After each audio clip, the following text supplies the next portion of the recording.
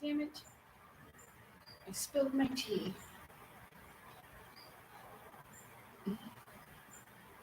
Okay. Hey everybody, what's going on? Damn it. I spilled the tea. Oh, you can't really see the color of my shirt. It looks like brown. It's actually like a peach.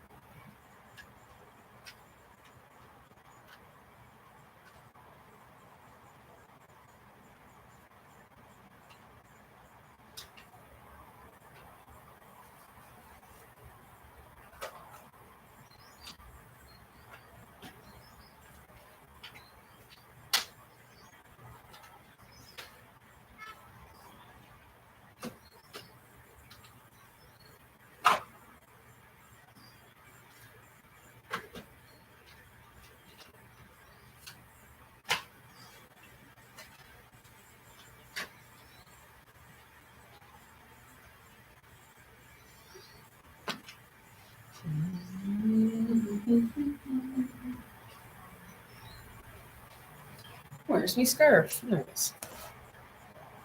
I got a scarf soon.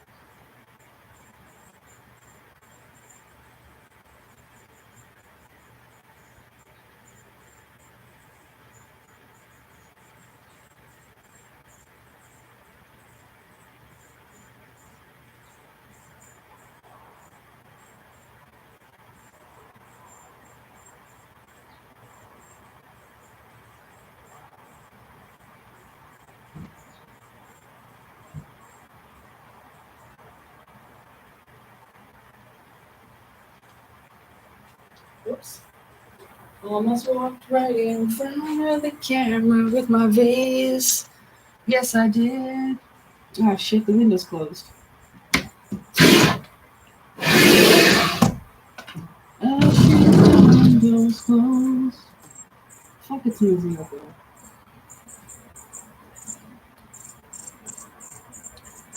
Oh, can you see me? No, okay.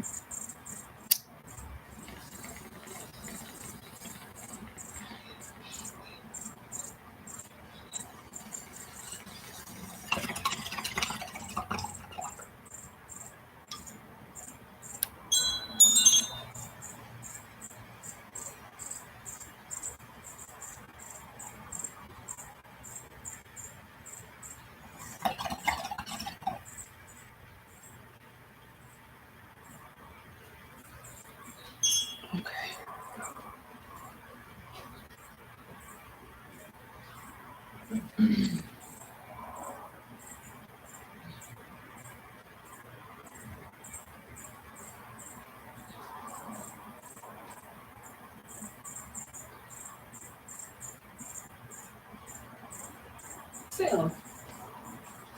What you doing, Salem? All right, everybody. Hey, how's it going? Hey, Trev, what's up?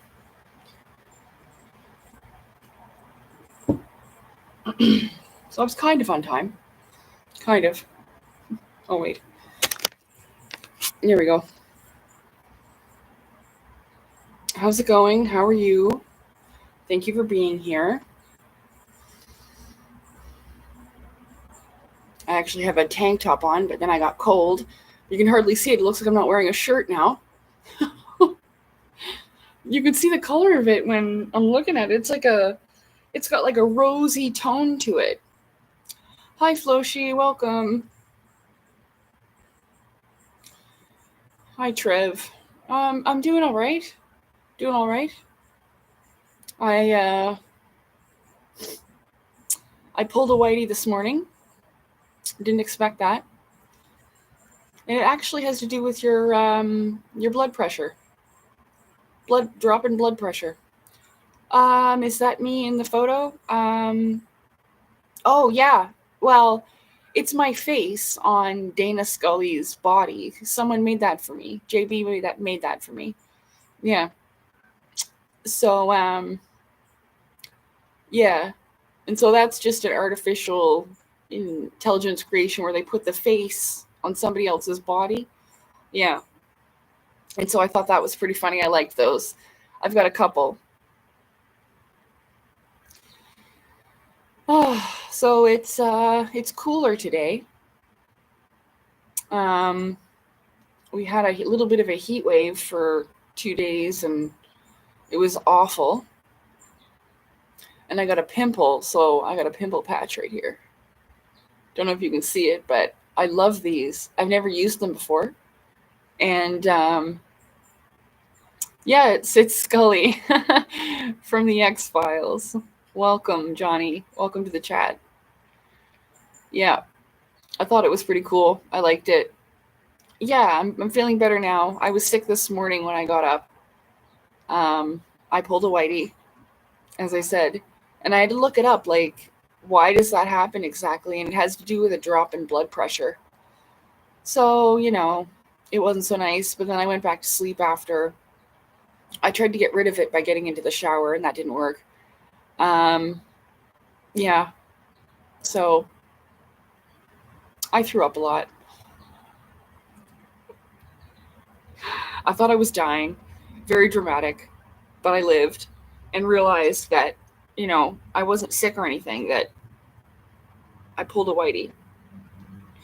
Because after I went to sleep, I felt better. So that hasn't happened in a long time. But yeah, so now I am better. And I went out and went for a walk, and it's 4:44 p.m. Yay! If you don't know what the numbers mean, it's kind of like, okay, so if you don't understand it, all creations come from the main source, the source creator, the divine creator, right? So before anybody thought, I think I'll make a clock, that idea came from source. So essentially, what it means is that if source created clocks, then you can call it coincidence, but the fact that some people see 444 or 1111, they take it as a sign from divine creator, that, and 444 is a sign that angels are with you. So like you have support behind you in the spiritual realm. Yeah, which is nice. So happy 444, everybody. You also have support and guardian angels and ancestors and all that with you. Depends on how you see it and your perspective of it, right? Like we all have passed on loved ones that we feel like watch over us from the afterlife. So you can even think of it as like that. It's been a pretty cool few days, though. I'm really happy that a lot of people like the documentary I posted. I saw that one years ago, and I don't know, like, I guess I'll have to close that window. Well,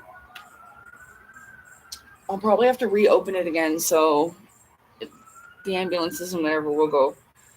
Hopefully whoever that's for is okay. Some people don't move out of the way. Do they do that where you live? They totally do that here. They're like, derp a derp a derp. Here comes the fire truck and the ambulance, but they're not moving.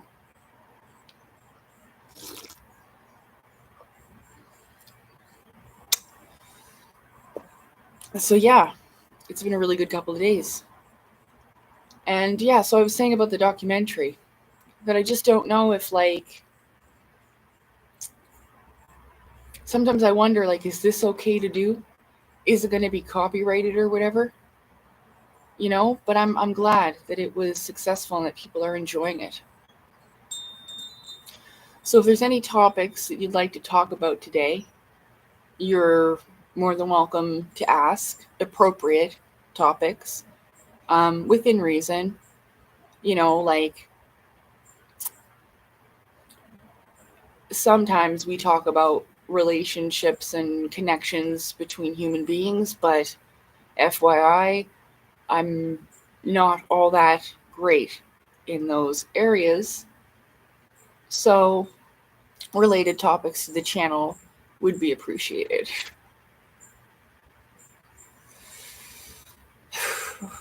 So yeah. I might actually get a little bowl of cereal. That's why I went out today and I got some.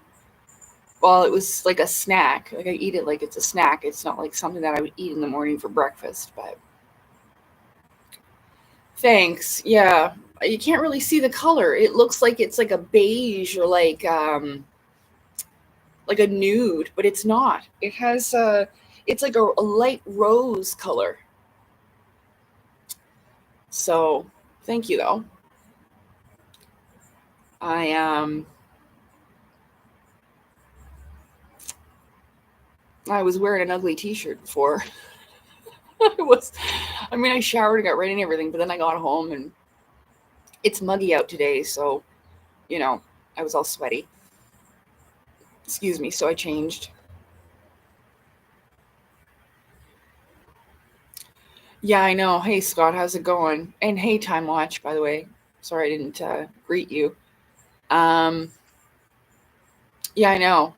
So it kind of looks like the shirt looks like the same color as my skin almost, but it's not. It has like this rosy pink color to it. Yeah, whatever.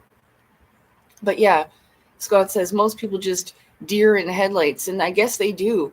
They're daft. That means, they're just a little bit like derpa derpa, and they don't know what to do when they see the EMS or the fire truck, especially if the road is congested. And I understand it to a degree, but it's just clear that a lot of the times, well, not everywhere, but a lot of the times, people just don't know how to work together. Sometimes they do, but around here, you'll hear them hammering the horn of the ambulance and the fire truck. So yeah, it's an open topic, so you're free to ask questions or suggest topics that you'd like to discuss.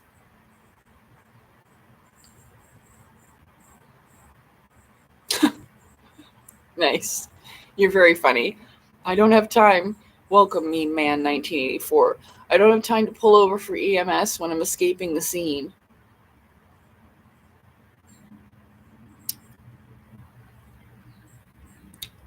Treachery. But yeah, let me see. I don't know what to talk about since last time. Well, I've been putting a few things here and there together within my inner world. And I actually watched an interview that I didn't fully watch. I don't even have to mention the name of him. But I realized that everyone is singing a similar song. We just see it in different perspectives. Like I had said in one of my posts, I call the people in the blue suits the outer space police because this is how they are from my perspective. Elena Denon calls them the Galactic Federation. These are just examples. And then Claudio Nocelli, I would assume they would be the Iron Blues. Hello, Curtin. So it's just all about perspective. Thanks, Meme Man. I hope you're well also. Thanks for being here. You are all most welcome. I should get a fan just to be fancy. I kind of wear scarves like this because it reminds me of, you know how fancy Stevie Nicks used to dress with her cool hats and her scarves and stuff? So I kind of like that. I like a fancy scarf. Okay, not like that, but a fancy scarf. Is David Greer you mean Stephen Greer? You got David Wilcock and Stephen Greer mixed up. Welcome, Pat. Okay, so here's the deal. These people are telling half-truths mixed with exaggerations, and that's okay, Pat. Half-truths, some of the stuff they say is true. But like with Stephen Greer, he said that he was like debriefing presidents. There might be stuff that is put forth that's not necessarily true to provide people with a sense of credibility and safety in believing what these people have to say. Okay. If you really, sorry, I get sidetracked a little bit if you're new to this channel. But yeah, Johnny, I love Stevie's look too. I love that natural curly hair, and she had a very natural looking face, especially when she was younger. She didn't wear tons and tons of makeup, So I really like that natural and free kind of hippie kind of look a little bit. But with Stephen Greer and both David Wilcock, okay, they do the same thing. And people need incentive to be attracted to certain things, to get them interested in certain areas of knowledge. So, if they tell you about secret space program wars, or that they're briefing presidents, and I mean, the channel that I would suggest, because he does, extensive and in-depth research about it, talking to have a network of individuals and who, are researching the same things, or have had experiences with these individuals that have led them to believe that not 100% of what they've been putting forth is legitimate and the truth 100%, like how Corey Good made it seem like he was in a secret space program and like a military super soldier, going through space and stuff. I mean, it was an assumption he let people believe, yeah? So it's not necessarily fraudulent. Is it deceptive? Yeah, it's not very nice, and it's pretty distasteful after you figure out what it is. Because, I mean,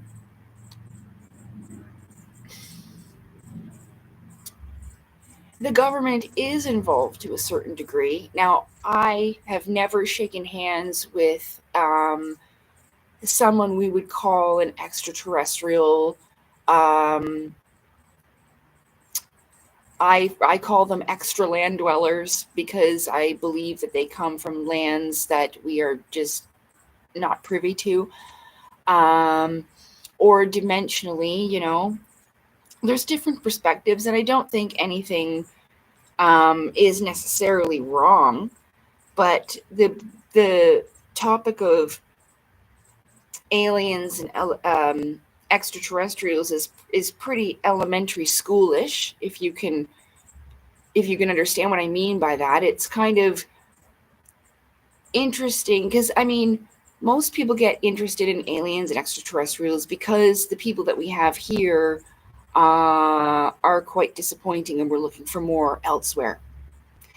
I can say that was what it was for me. I'm not speaking for everybody, but I'm sure that everybody has their reasons as to, geez, I hope there's better somewhere else, or I'd like to meet new interesting peoples, or for whatever reason. But they kind of have to, like I said, give you an incentive, almost like the pot of gold at the end of the rainbow. So they'll make up little stories or tell you that they're briefing the president. And I mean, it's not that, I mean, it's just like me, that maybe they do this because the truth about them wouldn't be so impressive. But does it make us any less credible because we don't have A, B, C, and D and a PhD behind us? No. So, but again, the way that our civilization is at this time, I think that a lot of people do still place trust in that kind of position of authority or power, whether it be a doctor or a lawyer or whichever. And so, they'll say, oh, well, I'm an archaeologist, or I'm a doctor, and they may be an archaeologist or a doctor, but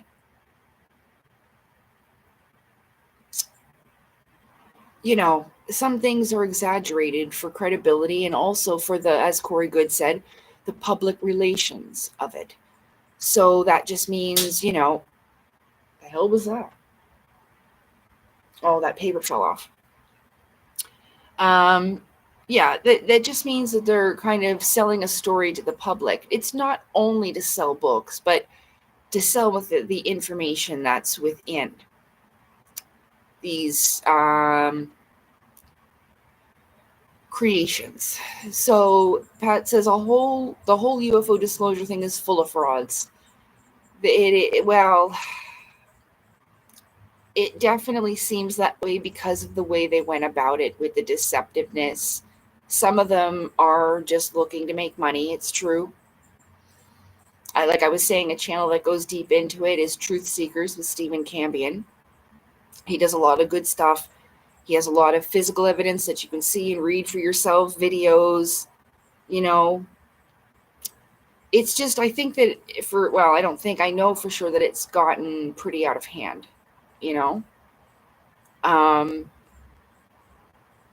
I think there's people that learn the type of information that I've come across these past few years, and it's true. It is easier to fool someone than to convince them that they've been fooled in the degree that we have. And it really does feel like running around in a huge circle. So it is quite the task. It's not that, it's not that they don't care about people. I feel like they must realize that even with me, I don't know how interested I would have been if they didn't tell me that it was aliens and extraterrestrials. Even with myself. It turns out that it's not quite that. Alien as in they are foreign to us now, sure, but it's something that's always been with us all throughout the ages. The spiritual realms just have been cut off. And it does this sometimes. I believe that probably during the Kali Yuga, it would be the Dark Ages, so we would be cut off from higher dimensions of places of light, rather, because we're in such a difficult cycle. But it's, I would agree with you that I'm actually in the middle of making a new video, and Travis Walton again is included, and his case and story has fascinated me and intrigued my thought processes, or all these ideas of what it could be or why. And if you don't know, oh yeah, it is. It's the Kali Yuga. This age, the Kali Yuga is definitely the fall of man. I should address questions after that. Hi, Merv. Hi, baby. Hi, Merv. Meow. Hi, baby. Hi, McMerv. What you saying, honey? Come here. There you go. Here's Merv. But yeah, I am in the middle of making a video. Travis Walton is part of it. Not interviewing him or anything, but I do use him as an example of, people going into these other worlds and being returned sometime later. Mm-hmm. So, and if you didn't know, they took Travis on board because even he says himself that when he ran underneath the craft, the electromagnetic discharge that came off of it, probably from just acceleration, possibly. I don't know how they work, but there was something that hit him underneath and fried his system a little bit. And so they brought him up on board to heal him and bring him back to full capacity, because they knocked his ass out and probably almost killed him.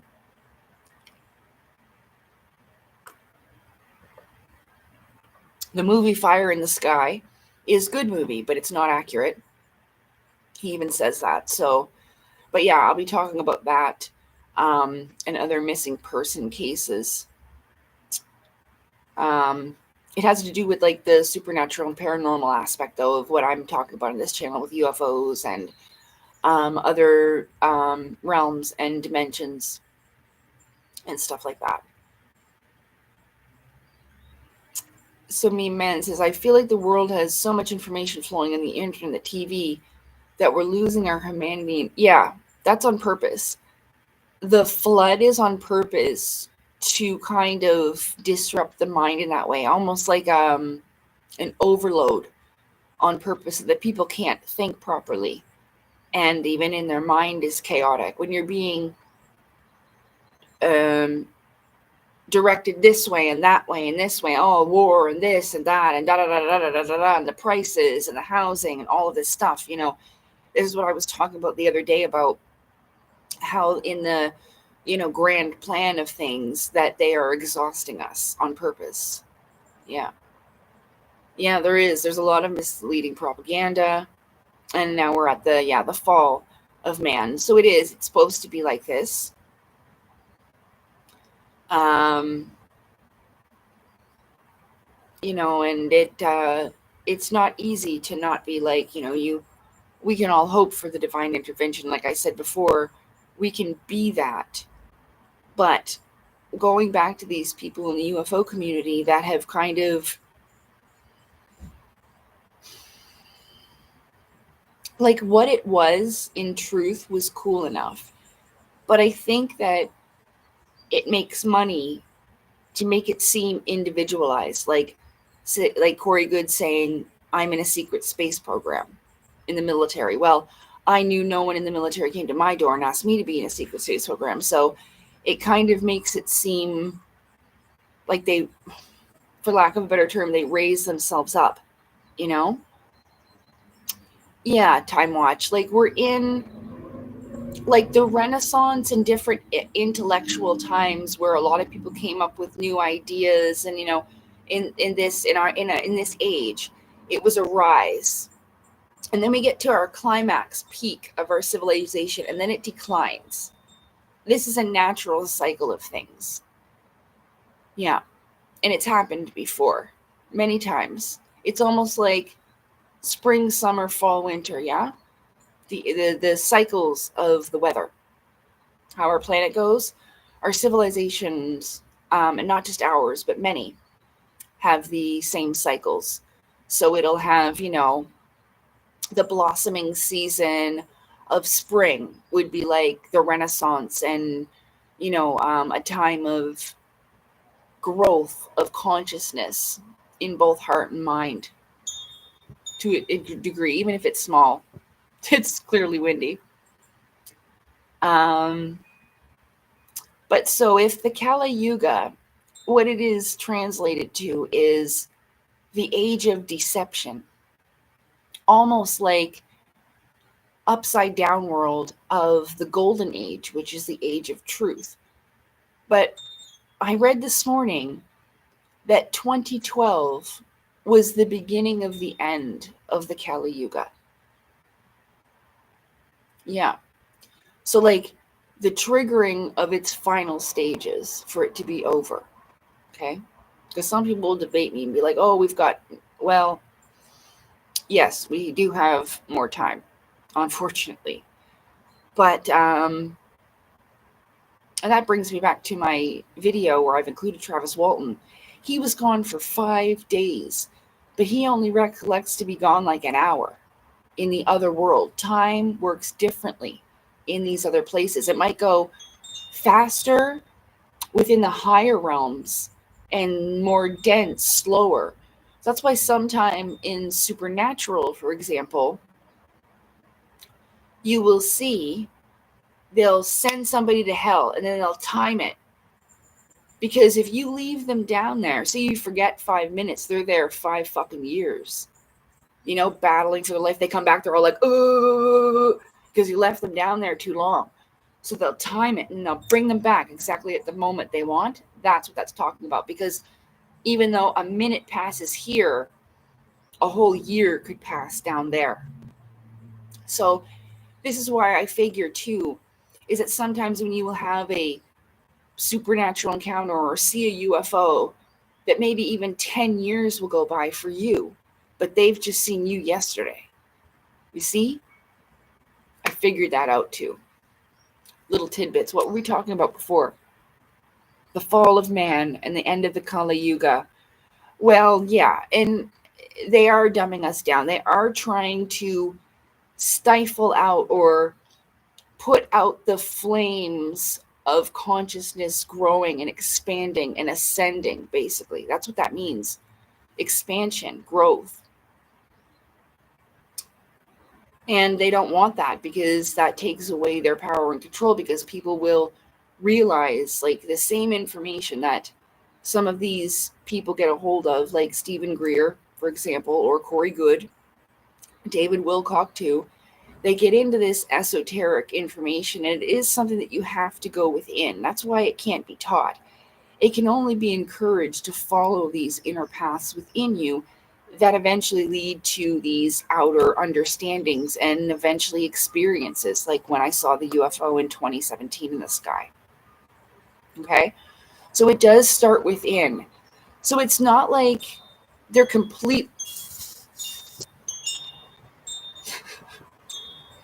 they're completely making stuff up or anything. It's not that. Some of them are. I can't speak for everybody because they've just jumped on the train and realized that this will make money. But like with me and how I've realized that I also have different stuff going on. But I always clarify about it being within the spirit body or my physical body or whichever. You know, it's a difficult thing for me because, like I was saying, when I watched this interview, and all right, it was from Ishmael Perez, okay? And there were a few parts where I was like, what is he talking about? And I had to translate it a little bit. And that's all it is, really. It's almost like singing the same song, but in different languages. But it's just about how you experienced it and how you see it, how you perceive it, and how it applies to you. Like, my experience with the people in the blue suits, or this Federation peoples, the Galactic Federation peoples, even though it's a complicated story and I wasn't aware of what I was doing, they were like the police to me. And they were intervening in a way, even though I was doing wrong and didn't know, they were intervening in a way like this. So, like, it just depends. And I know it might be difficult, especially for people that haven't gotten into it. And this is the problem, because it'll last so long. But then eventually, when it starts to crumble, it's going to have people turn away from it completely. And that's what we don't want. But I truly feel that with the proper scientific explanations, that's why I use Ken Wheeler a lot, because he's good at that with these metaphysical sciences and such.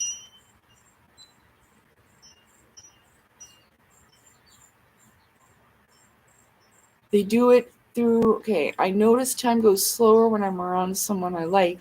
Oh. Well, yeah, because if you might be creating this energy so that you can savor it longer, where your mind takes in more of every moment. And our inner reality does affect our outer reality to a degree, so sure. Okay. And I mean, I've experienced that but again, a feeling is also an energy. And an energy can also put us in a certain space. We may not be able to see this around us, but we can feel it. A lot of the cases that I've gone over lately, they've said that they feel the hair on their body stand up. Like the night that I saw that, the Asura in my room. I just gotta check on Marvin. Oh, good girl, Marv. Good girl, baby. She's sitting there like a good girl on the steps. Okay, let's see. Let me see. They do it through our food and environment. Well, yeah. I mean, even the algorithms on our phones and computers with these social media systems we use, um, you know, it's all influential, really. You just have to determine how that you control it and that it doesn't control you. That's the thing. Again, with the push of AI, they are kind of coercing people, and in this is the way people will say that they're worshiping it, is because you're not listening to your inner voice. Like, there's a lot of things that AI will explain that I already know, and it's not because AI told me, it's because I figured it out for myself. And then it turns out, like, for example, other people that are greatly admired have come to the same conclusions. Like, I was talking about how the pyramids were older and such in my posted documentary of yesterday. um and that, Graham Hancock talks about the same thing and stuff like this. So that's what I'm saying. Like, you don't need to be like a scholar. I don't know about his education or whatever, but these things don't determine, your quality or credibility. You don't need PhD or to be, some professor or something. Even though, like I said, it gives people this safety and security in their minds of trust and credibility. It's really not needed. Let me see here. To mention the events. Oh, well, yeah, for between, the mandates and everything like that. But yeah, with the illness, that again was another way to put stress and trauma on us all in another attempt to exhaust us, but also it was part of the calling. I truly feel it was, and probably still remains to be. It may have had a multi-purpose. Like I said, I found a video from Rudolf Steiner, one of his lectures from the 1900s, and he talked about a vaccine. Am I even allowed to say it? Yeah, I think so. That would numb the spiritual senses, basically take away your etheric sight. So what that means is to have a spiritual sight. Now, back in the days of Egypt, they would indicate the etheric spiritual sight with blue eyeliner on the bottom of the eye, as in blue represents spirit and red represents the physical material realm, and the blue is the non-material spiritual realm. This is why they put the blue eyeliner on the bottom of the eye, to indicate spiritual sight. They were all about the spirit realms and the afterlife. That's why they offed a bunch of their servants to go with them into the afterlife so they could serve them there too. Like, oh, thanks a lot, Pharaoh.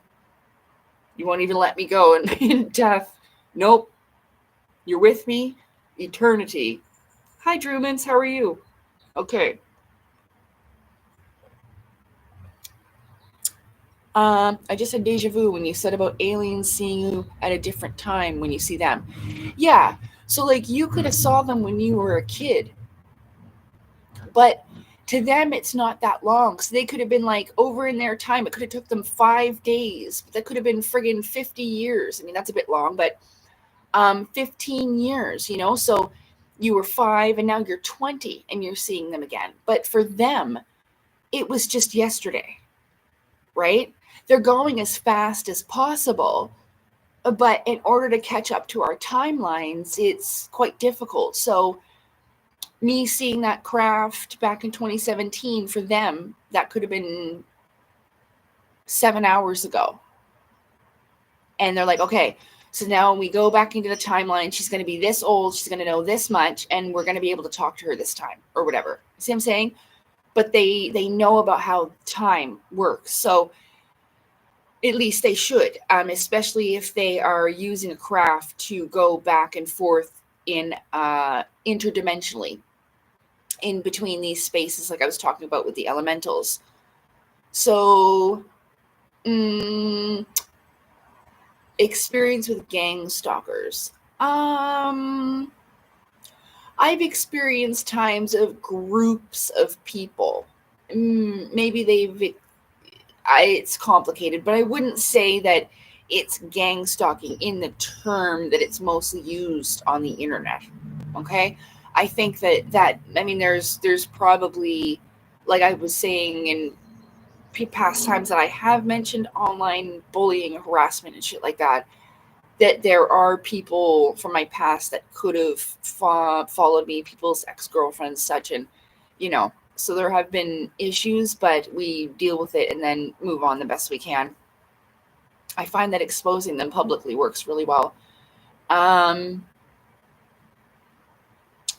Okay, so the people in the blue suits. So there is references, I'm thinking that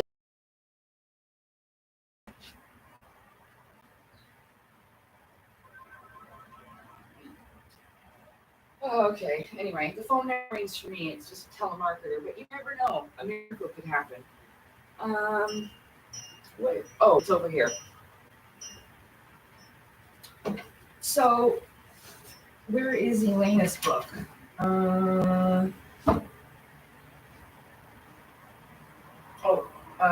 Where are you? Hold on. Oh, here it is. So, a lot of the times, in many different explanations or stories, you know, well, even when I was looking into the stuff about the ice wall, there was a comment. And this guy had a cousin who has been black sheeped out of the family, and, you know, everyone thinks he's a crazy person and they don't really talk to him anymore because he told this story and other like this where he was walking down the road and he came across these two people, and they were in tight fitting jumpsuits. I can't remember which color that he said, But it would look something like this. You see the jumpsuits they wear?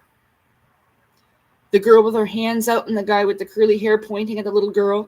Those are jumpsuits. It's too bad that there's no color in this one, but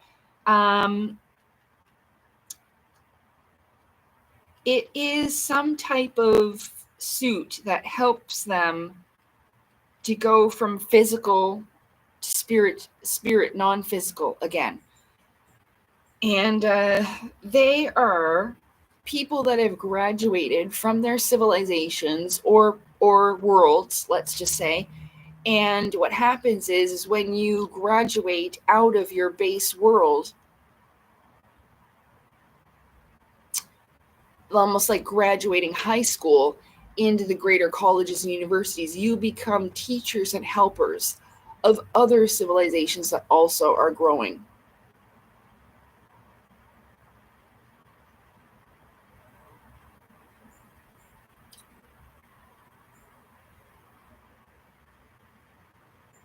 So yeah, it's sometimes known as the counselors in blue, which they are called in here. They're beings of a certain spiritual rank that do kind of, can you please stop pressing the laughing thing? It's very distracting. Please stop pressing the laughing thing. It's very distracting. I don't care that you're laughing at me. It doesn't matter, but it's just distracting what I'm trying to say. I will just cover the chat completely.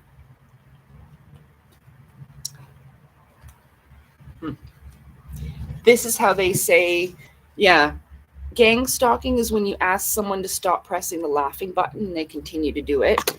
So I'm just going to continue to talk, but I've covered the chat for a few minutes so that I just can't see any of you, and I'm going to continue my explanation with the people in the blue suits. That's how we deal with that. So this is why a lot of people will have, everyone will have something like this within their spiritual team if needed, whether it be called spirit guides or whatnot. But it's part of, like, say, your teachers or guidance counselors within your time in soul school here. You see? So this is why there's a lot of people that have experience with these people in the blue suits, but they will experience them differently depending on what the need is. Yeah, they're still pressing the laughing button. Still, after I've asked to stop. This is what is like gang stalking and harassment like. This is what people will do just to bother you.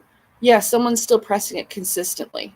Yeah, it's not funny. I'll just cover it and I won't be able to see anyone that says anything at all, which is unfortunate. But, you know, there are people that are just children and immature, you see? Yeah, but see, it's getting a reaction out of me because it is distracting me into the corner of my eye when I'm trying to focus because I'm thinking, have I said anything that's funny? And I haven't. Yeah. It's probably just some idiot. And this is what they do to feel better about themselves.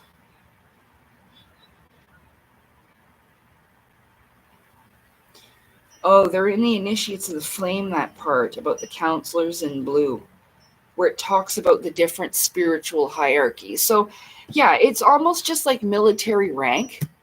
It works a little bit like military ranking, where, you know, you would have the private people that are just like new in the military, and then you'd have lieutenant, forgive me, I don't know all of the terminologies, I don't. You'd have like lieutenant and then commander and then general and all those things in between. Well, that reflects out in the spiritual hierarchy. And you'll hear a lot of people talk about this, again, sometimes using words like how I speak English and Claudio Nocelli speaks Spanish.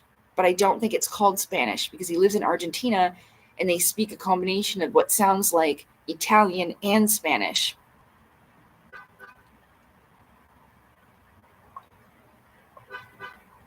So, like I was saying, it's the same song.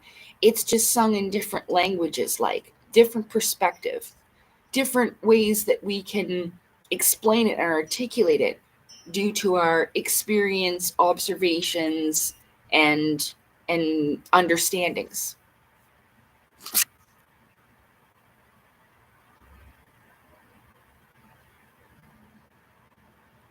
Thanks, Kyle. And again, not to offend you, because thank you very much for sticking up for me.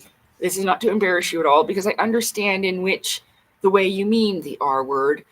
But yeah, we don't use the R word here. I apologize. But they are incredibly stupid. And it's not, the R word is definitely not an appropriate term, just because of the people that suffered under it. Yeah. But I do appreciate the sentiment and the energy of like getting rid of it, because thank you. I see hearts and now still laughing, but yeah, it's okay. All right, let's see here. Civilization has been through many resets, the chronological history, mythological. Yeah, it does. Yeah. And I think that just may be like the end of the school year. You know what I mean? I was just talking about that, the 26,000 year cycle that I posted about underneath the pyramid video. Now, the number doesn't need to be exact because I'm not exactly sure what it is, but that's how I looked it up. The 26,000 year cycle. It's called the Great Year, which reminds me of the great work and the great plan. Yes. So it's definitely connected, definitely connected. But,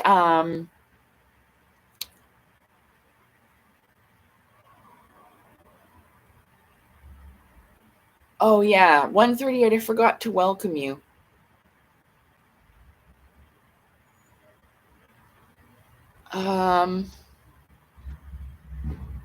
Where did he go? Oh, the message is gone. But yeah, it may be difficult to understand because it is literally erased from our memory and evidence. We don't really even remember things from our own childhood properly, and they test us on that with having us argue about how the Berenstain Bears were, how it was spelled. See what I'm saying? So we just won't remember. I am so sorry. Every day, all day, nothing but motorcycle gangs and people with monster trucks all day, every day. Or people with those stupid fart noise machines on the back of their cars like hillbillies. It's hillbilly town. I live in an awful, small-minded, small place that I cannot stand. Please help me.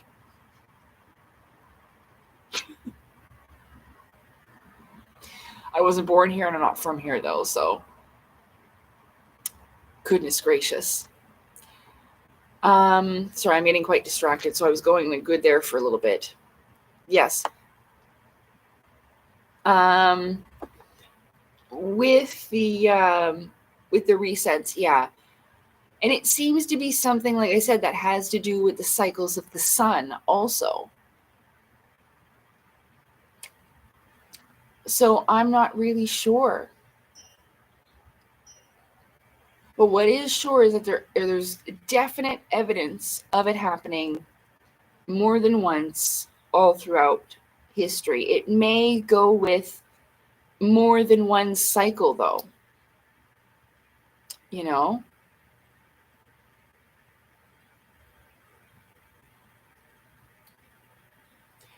I suppose with that, you may have to choose what's for you. Like, if you'd like to just poof and go to heaven, you may get that. But if you'd like to move on with the higher society and you've done the work and whatever, you could possibly make yourself a candidate. That's what I've been hoping anyway. I mean, it's just kind of how it's naturally progressed. So they don't particularly feel the need to reincarnate again. I know we don't really have control over that in the Great Wheel, but I could stay in this vessel for the rest of eternity. So, I suppose it just depends. But it's a definite thing, and we just have to make the best of it until it occurs. Make every day count, So what was that other question? The Great Year, the Celestials.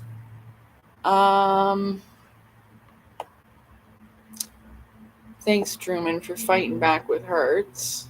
You're still laughing, but okay, so the Mandela effect. Well, it could be a couple of things, but like I said, it seems to be a misremembering to a degree, and I'm not an expert on it, but that's what it's been for me because I can't clearly remember these things. And it's not like just because I've got a bad memory, this might be for the collective memory of it. Even the computer, the television is all a black cube. And again, Saturn controlling reality. So it can control what you see based upon, for example, I thought Ning Li, the scientist, physicist, I believe, who created or invented at the time anti-gravity technology. They had a whole bunch of rumors about her, like she was kidnapped and taken to China, or she, the deep state took her, but really she just went to work for the private sector and was no longer allowed to share her research. And of course, the private sector deals with these UFO type of craft that we don't know about, that we see them in the sky and think it's aliens, but it's really us. So, I mean, there are unknown types of craft too, but we have our own shit. Yeah. So yeah, it could be a case of misremembering because did Mandela die in prison? I don't know because I didn't even know much about him at the time. Don't know. That's the thing. So I don't remember. That's the thing. So that's what I think they're banking on. And then they'll just retell us history in the future. To the children, they definitely won't remember. And what happens to the adults? Well, there's mass graves of them. Either the insane asylum or the grave, I suppose. Yeah.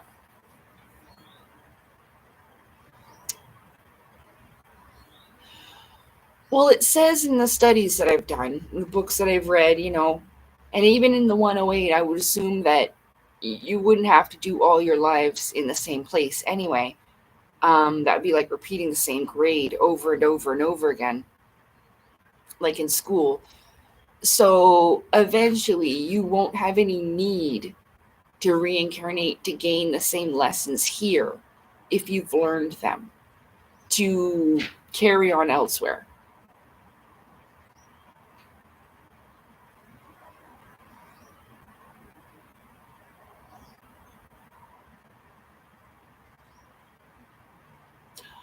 Oh, does that have to do with astrology, Fusil? The Phoenix and Nemesis X calendrical cycling are the resets. Yeah, and that's why the Phoenix is the bird they use. Everyone thinks that's an eagle. No, it's not. It's a phoenix. Like on my suit that I did my photo shoot. What are you doing, Marv? What's that?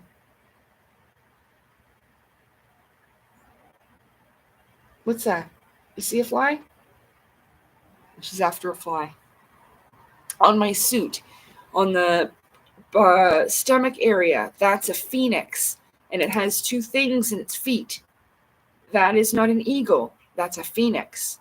And that's, again, the in World War II, and even in Rome, that's not an eagle. That's a phoenix. Yeah. But it's symbolic, you see. Yeah, well, the phoenix is spiritually symbolic of burning up in its own ashes and again being reborn, like a reset. Yeah. And Nemesis X reminds me of Planet X, which is also a planet destructing dwarf star that comes to reset us. So both of those things, as Fusil de Chasse say, the Phoenix and Nemesis X calendrical cyclings are the results, all divisible by 138. Yeah, Planet X is Nibiru.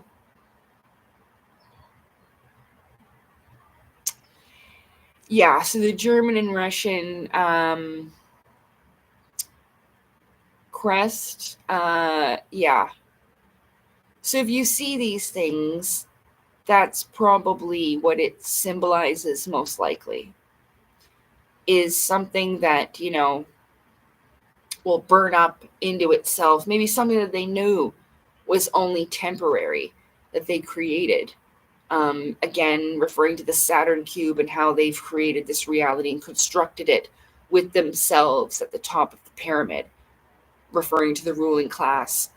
But this is why you'll have, and again, like, these are all the powers of, the Phoenix is very big even in China. Again, the dragon and the Phoenix is two different cycles,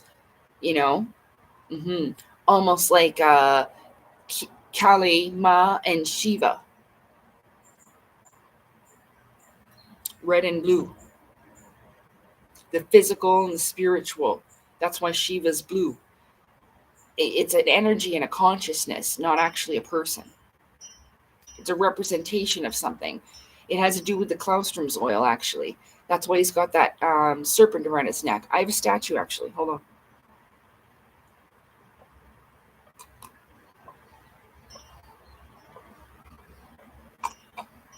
Oh, I was thirsty.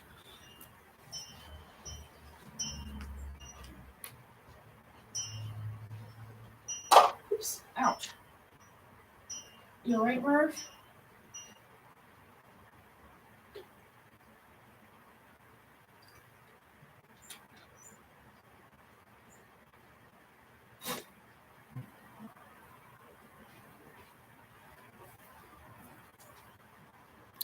So symbolically, here's the snake right there. That has to do with the kundalini, the third eye, meditative state. I don't know how to explain it completely, but there's the symbol of the Trinity. The Trinity with the 3 here. This is all symbolic. He wasn't actually a person. This is him sitting on top of the beast within. That's a beast. Conquering the beast within. Yes? So this is all symbolic.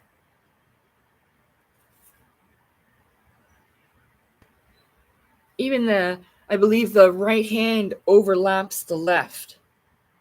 See? It's all symbolic, yeah, and balance. So there's me cute little statue.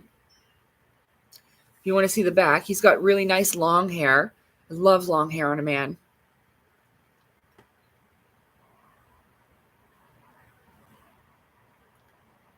But yeah. So that's what that is. Oh, it looks pretty like that, doesn't it?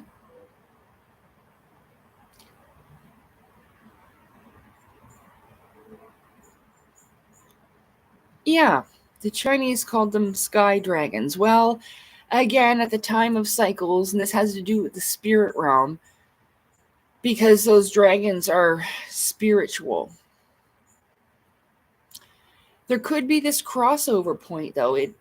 I don't know. I'm not an expert. I can't remember what happened last time I was here. I only, have expressed that before, so I'm doing my best. The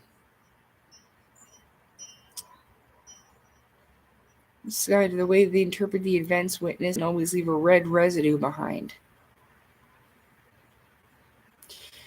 Well, sometimes this will happen,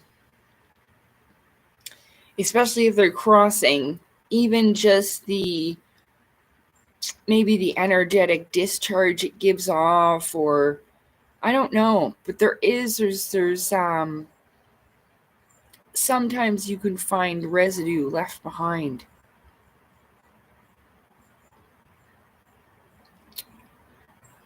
From different kinds of supernatural paranormal events,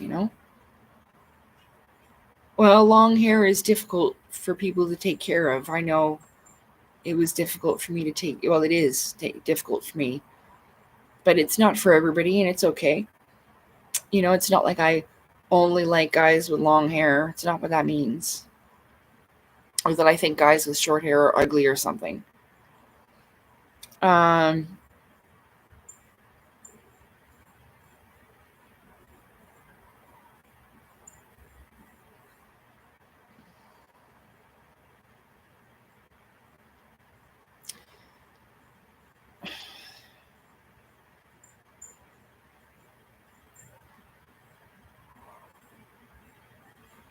so I'm not exactly sure what you're talking about then, Fusil. Phoenix and Nemesis are on different elliptical planes. Are you talking about like the way that the domes are set up?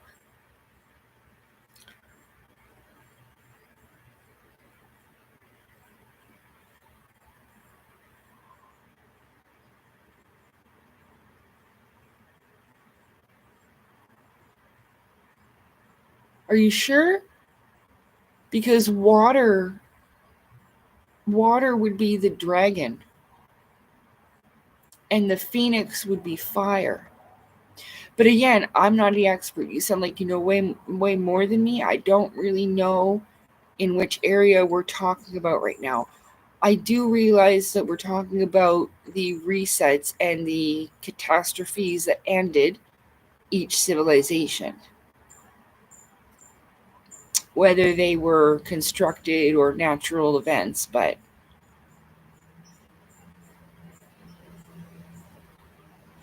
I do know about the Betty and Barney Hill case, and that one's another one that's pretty curious too. And they seemed like especially Betty, like she was just a really open-hearted, open-minded, nice lady, huh? And yeah, but dragon can be fire too, I suppose. Yeah, you're right, Germans. Well, maybe because the phoenix would be feminine, and it would be water that way, because I believe the masculine's fire. It would be action, as in water would be emotion and intellect or intuition. So, yeah, that would be the feminine, because that's more of a masculine feminine representation, the dragon and the phoenix.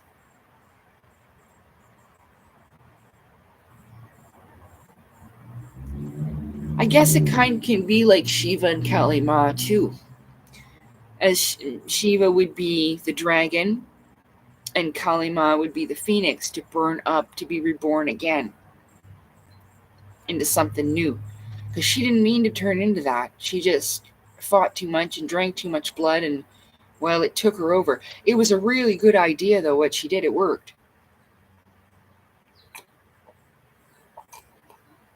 Kind of a form of self-sacrifice. I'm hungry.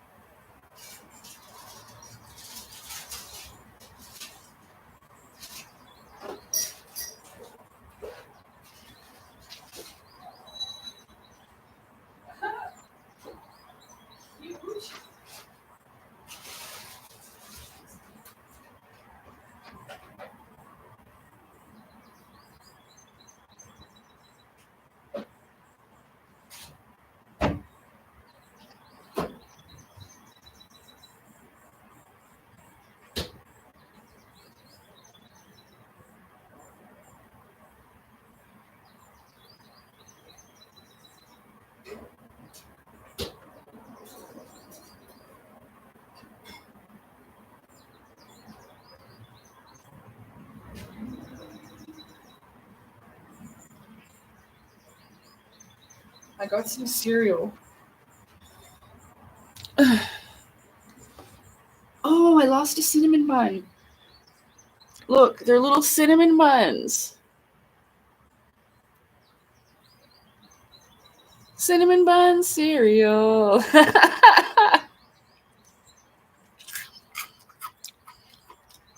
Oh, it's good. Oh my God. Oh, it made my mouth water. Mmm.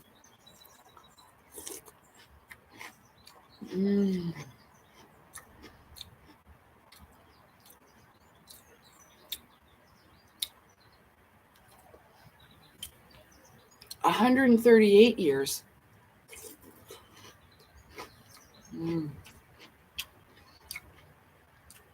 I love Cheerios though, Drumans. Those are really good. What's full of aspartame? Yeah, I don't care.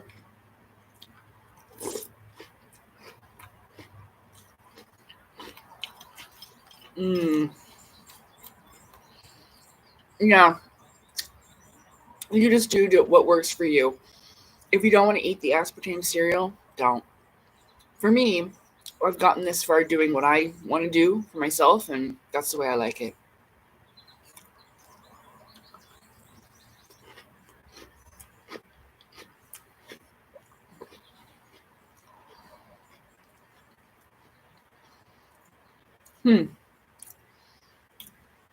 Well, everything is goes in cycles.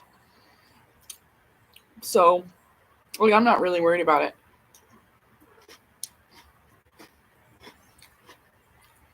That's why they say nothing can stop what's coming, and I suppose that's why everyone's just having a good time.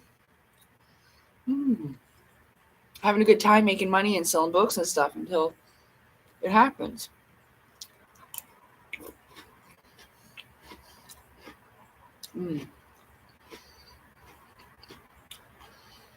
Okay. Take care, Seal.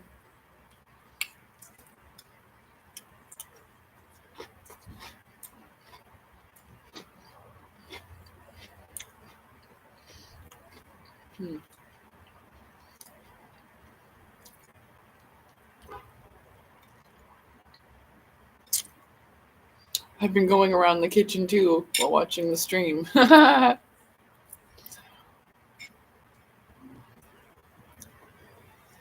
Just thought about elements. Hold on, I'm going to catch up a little bit here.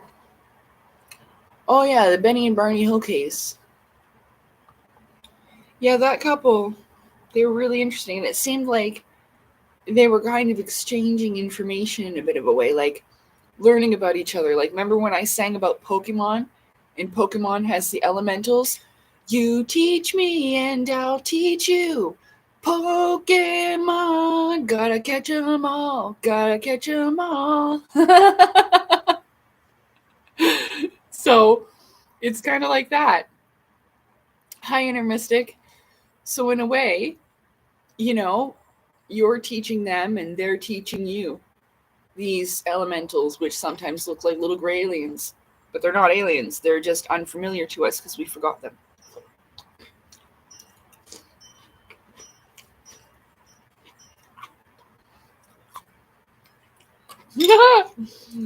Look at this one. They look like little cinnamon buns. Look.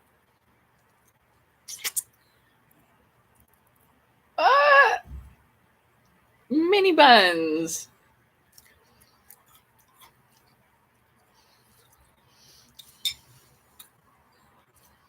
Well, yeah, if you play the cards, then you remember which elements. Even if you don't quite remember, you'll remember in the time when you need to, if you ever have to. Which elements will defeat other ones, and you can battle it that way.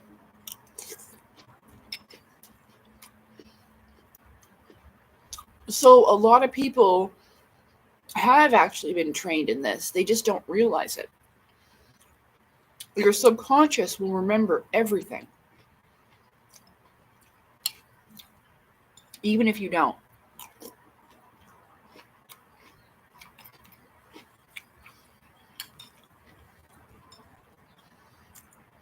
Hi, Dami. What's going on?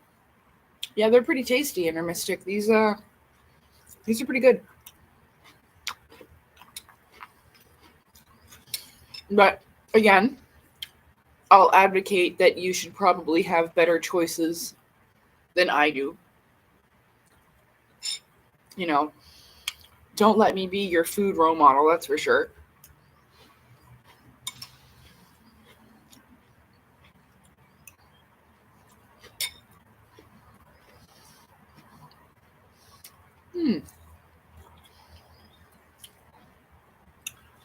Again, chess is an important skill because think of it. If Ronald Weasley didn't know how to play chess, he wouldn't have won the Knights match in that maze in Harry Potter, and they all would have got killed. Remember that? So it's kind of symbolic as to how some of your skills that you think may not matter in another dimension of reality, like say you're in another world or where you would have these elemental powers, then you subconsciously will already know how to use them. You just have to kind of make that connection within yourself. Hey, this reminds me of Pokemon, or this reminds me of that movie. Maybe it works on elemental bases, and well, fire and water is the most obvious one, I do believe I believe that too, Drew, is that we all have unique abilities and gifts and powers. We may have similar elements of earth, air, fire, water, whatever. Even some Pokemon have psychic ability, and they can attack you psychically.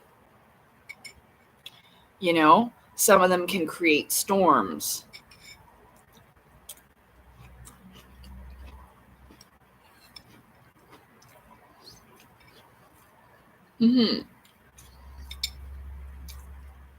Some people will be more geared to offensive.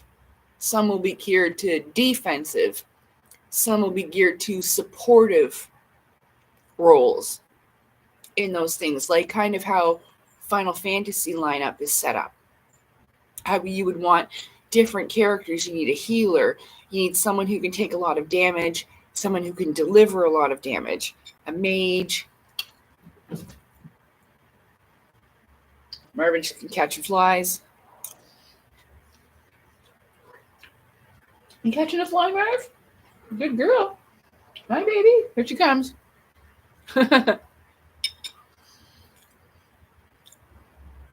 baby. What you doing?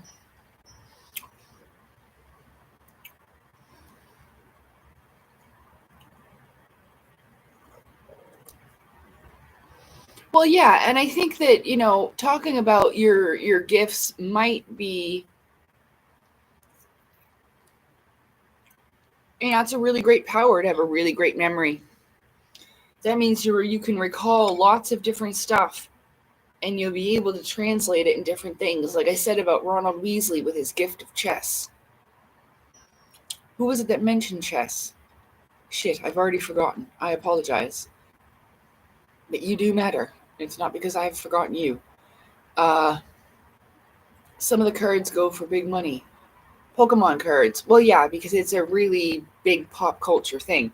But think of it. All those people, if they were really huge fans of Pokemon, they remember how the battles work, they've played the games, then they'll know how to survive with elemental powers to a degree. They will. It'll make sense to them to be able to translate it.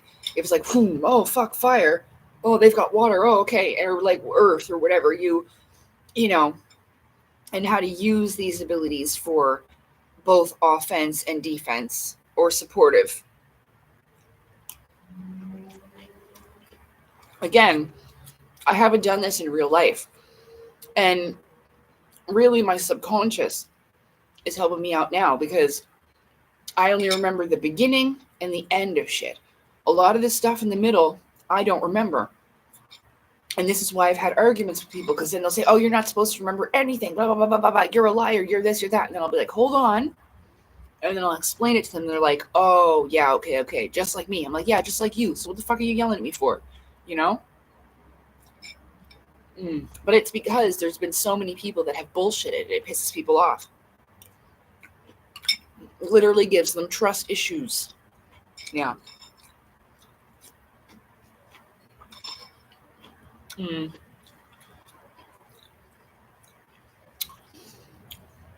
Now that I've almost eaten the whole bowl of it, it's not that good. It's okay. I love cinnamon, but I don't know. I think like I was just really excited about how it looked. It tastes like cinnamon toast crunch, but just in little cinnamon buns.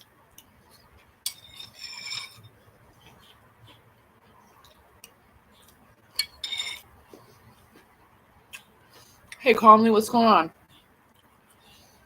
on? Pretzel. I don't know what that means. Good to see you too.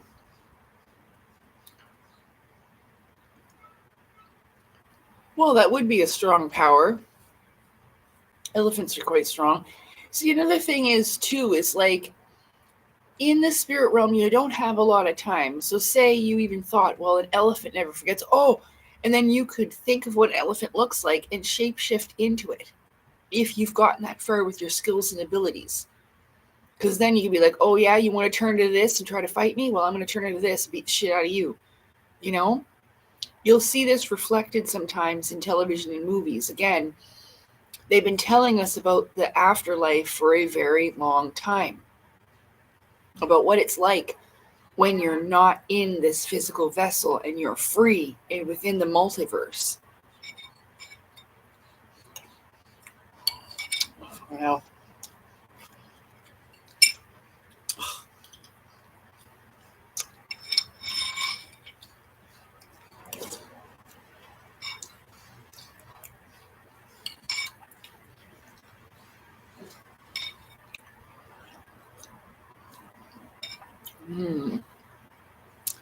yeah, Team Rocket.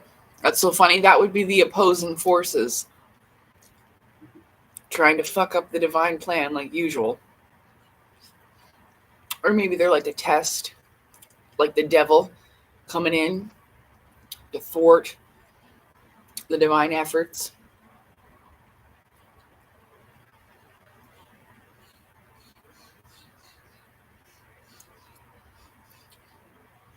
You also remember the times when you were hurt.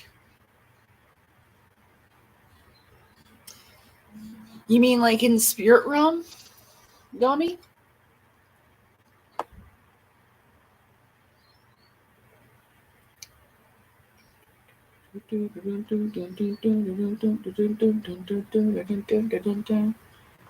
Uh,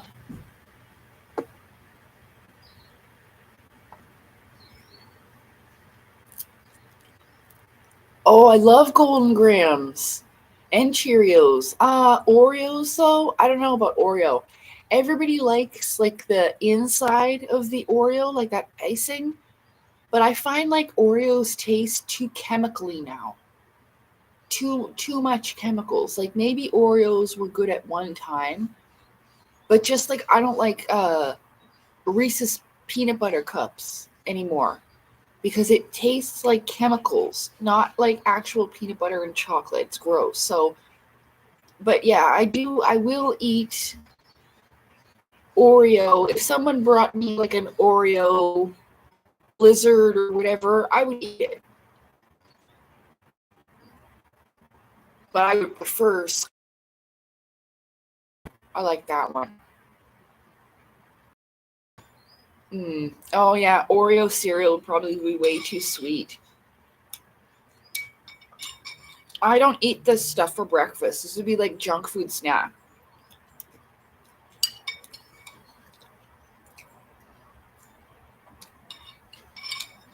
I was gonna get cinnamon buns, but then I didn't want to carry too much heavy stuff home. I wasn't feeling good this morning.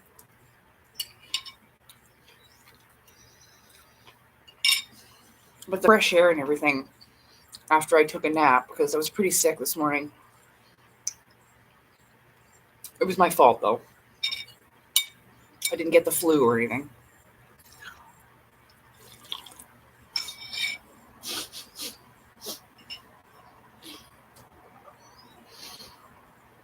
Excuse me while I go and pull a whitey. I haven't done that in ages. If you don't know what causes someone to pull a whitey, it's because their blood pressure dropped. or blood sugar. And I must have had low blood sugar, and then the THC will lower your blood sugar further. But I didn't know that, so I almost passed out in the shower. I was throwing up all over the place. Sorry if you're eating, but yeah, there was nothing to throw up, though. It was just like bile. So, fuck, that hurt, though. I felt like I was going to throw up all my insides, like my lungs and my heart was all going to come out my mouth.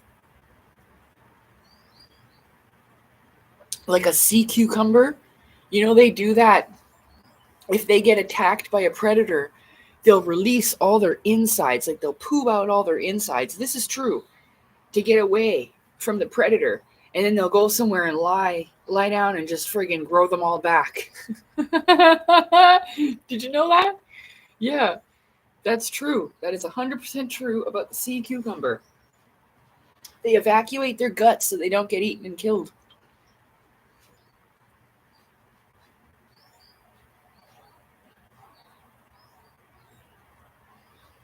Hey, Merv. You want to get the birdies?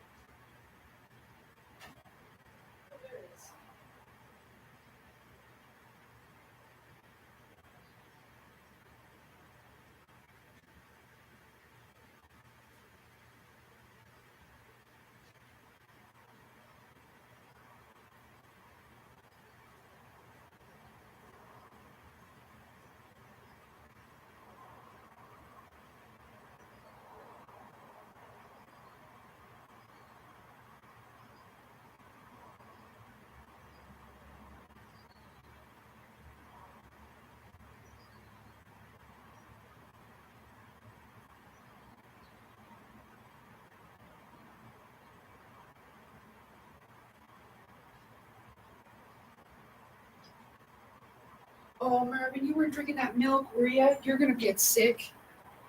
You're going to get sick if you drink that. I thought you were outside, girl. I don't think she did. She wasn't licking her chops, so. Because there's got, look at that blobfish. What the hell's a blobfish? Oh, the crazy creatures in the ocean. I read that and, like, totally took that out of context. I thought you were calling me a blobfish. You fucking blobfish. Sorry.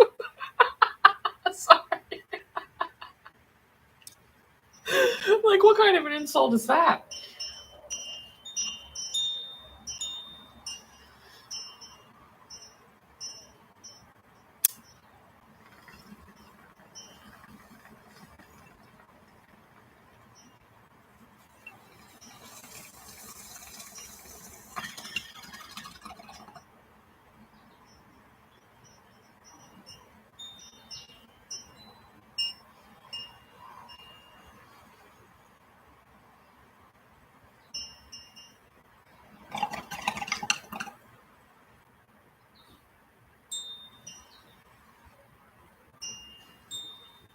Where's that?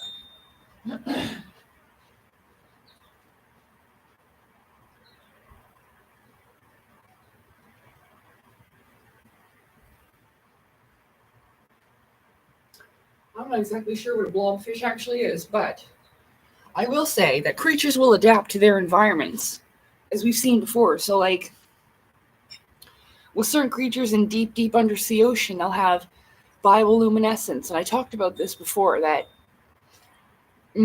what we call mermaids have been seen at really low depths. And, well, especially in cold, deep oceans and stuff like that. And so I figure, like I was saying, they don't look like we think that they do. They're probably scary looking. But not because they're evil, because they have to look like that based upon, how they survive in that kind of environment. So when you think about that fish that has, like in Finding Nemo, you see that, where it's got that little glowing thing and the other fish are distracted by it. Well, that's a hunting. That's a hunting thing. And they do that for their own survival so they can catch and eat fish, because most of them are blind. And they have other senses, like long kinds of whiskers and different things that can sense vibrations in the ocean and such, especially when it's really, really dark and there's no light. So they'll have scary looking eyeballs, but they normally don't work, or they work differently. Oh, cashew cereal does taste like cardboard. I've said that always. People are like, why don't you eat a healthy cereal like cashew? Because cashew is gross. That's why. It is. It's completely tasteless. Like, I think your best bet is to get some like healthy organic like oatmeal if you're really that paranoid about it. I don't know. Add some berries to it or whatever and call it a day. But you do whatever you want, as an individual. I'm not here to tell you what to do, just like I don't like people telling me what to do. Well, sound frequency and vibrations, probably the way you go. It probably has more to do with communication, moving things. There's probably a big area of science that, we've kind of neglected or thought wouldn't have a positive outcome, or something that, would seem like progress, maybe. Or maybe they have, and this is what the private sectors do. And they want to keep us at a certain level, because we had electric cars and even water-powered cars back in the day before they reset us the last time. So, we had stuff like that. And it's a shame. And now they're just acting like it's some new type of technology, but it's not. It's actually quite old, where the fancy world fairs were, and everyone dressed really cool. You remember, with those fancy dresses and the corsets?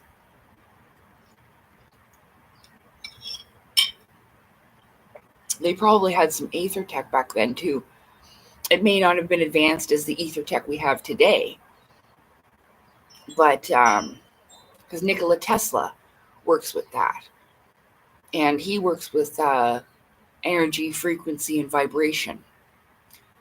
So there was actually a movie that I watched called The Fountain of Youth, which gives you a perfect example of what they figured out to do in ancient Egypt. And they'll tell you the truth in movies. It's called The Fountain of Youth, and they're inside, I forget, some structure in Egypt. And you have to blow into a horn, and the brrr is so loud that it vibrates at a level that it levitates a stone.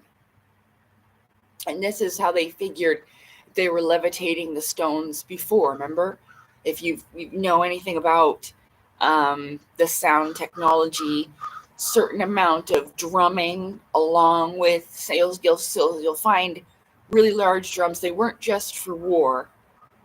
Sometimes you'll see on the tops of buildings that you'll have these gigantic fucking horns. It wasn't just for war. You'll see them all put out in a certain mathematical distance, like they're all perfectly placed. That's why. And a lot of that technology has been destroyed, but there is some left of it because it can be passed off as like decoration, or they used that for war or whatever, blah, blah, blah. But yeah, they're the Coral Castle the fella did this with Coral Castle.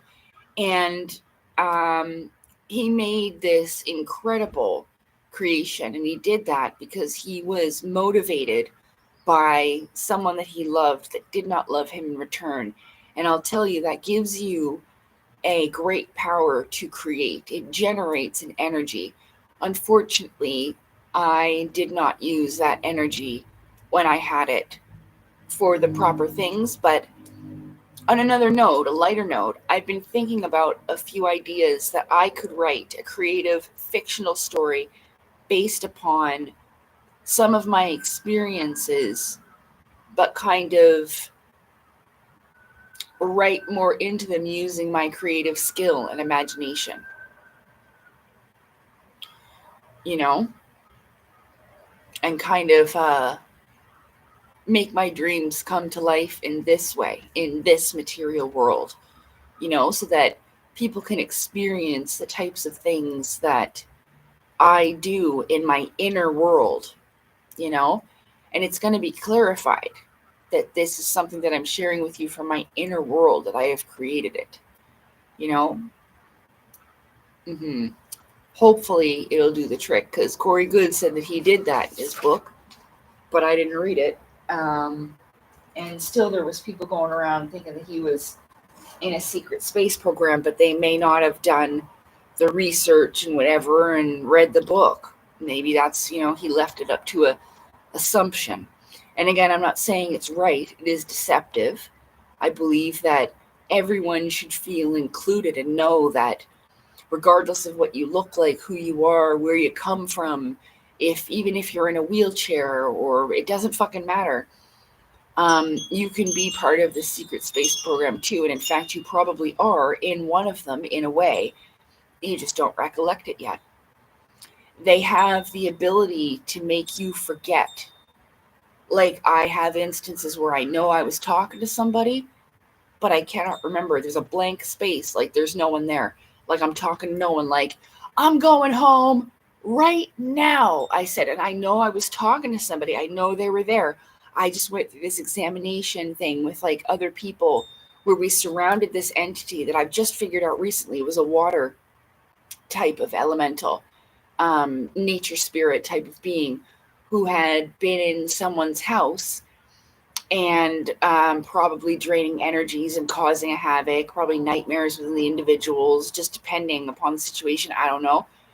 But that was the dream, lucid conscious dream, where I found myself in the wall, but behind a couch. I'm like, wait a minute, I'm behind the couch, but it's right up against the wall. And I'm like, oh, I was like, oh my shit, I'm a ghost. You know, that's what I said to myself. But I didn't understand at that time when I had that dream. This was a couple years ago now. I wrote about it in my book because it seemed so significant, because we all circled around her and grabbed hands, but our backs were to her.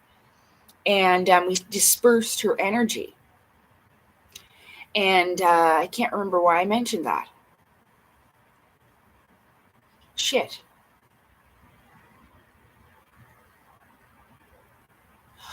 Oh, it's because there was a buildup of energy. So we were all praying in unison.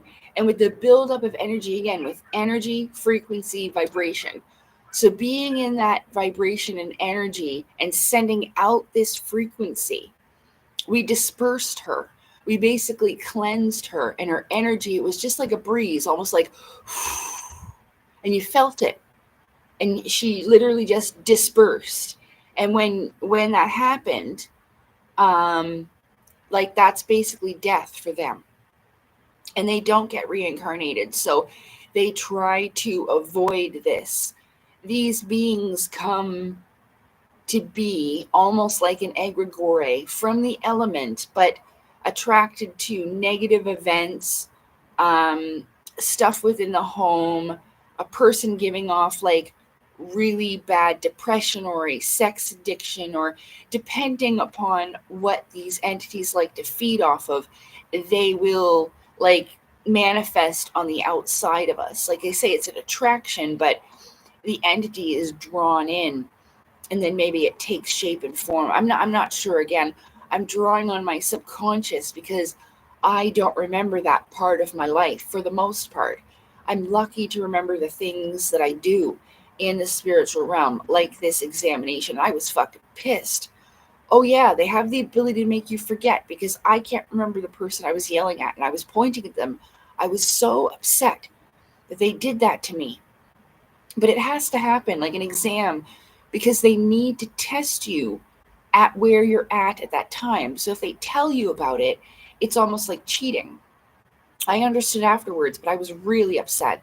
And I think the scariest part of it, no, I know the scariest part of it was the anxiety, wondering, because I felt something was coming down the hallway.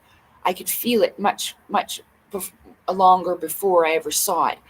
And the anxiousness and worrying about what it would look like was the worst part. Seeing it was like, oh, I recognize those, one of them. And it wasn't a problem. I think that I would be more intimidated by something that was bigger and that made a lot of noise.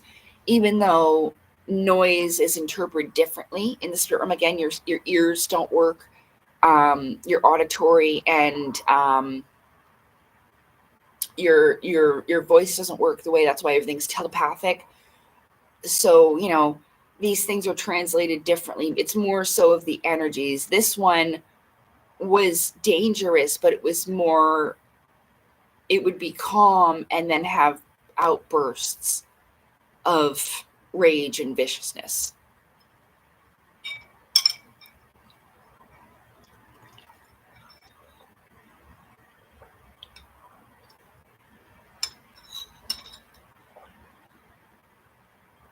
But we got her before she had time to react, so. And again, knowing that we are stronger than her, it's a battle of wills, really. But these are within, I know, Drummond's, we talked about your sleep paralysis. Yeah. But that's because you got trapped in the in-between. So it can be really terrifying because your consciousness is very much awake, but your body is responding because it's still sleeping. The Jedi wills. Yeah, I feel a disturbance within the Force. It's the same kind of thing. Sorry, I'm just going to check on Marvin. Oh, okay, you're on the steps, baby. She's laying on the steps like a good girl.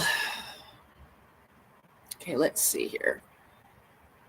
I think back then, the Egyptians had a lot of undocumented tech we still don't know of. Yeah. Yeah, and you got to remember, they destroyed Alexandria. They took it, This is what's in like probably the Vatican libraries and hidden away from us and stuff like that. It's another way that they gain control. Like like these ruling class remain on the top of the pyramid. Like, oh, well, we're not going to tell them about that because we're the best and only we deserve med beds and technology and blah, blah, blah, blah, blah. Oh, yeah. Yeah. They look at us like vermin or cockroaches. It's really bad. Some people are like that.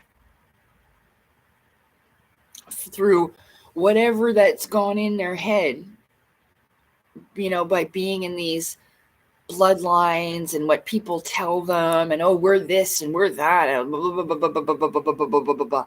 It's kind of like a brainwashing too, So stupid.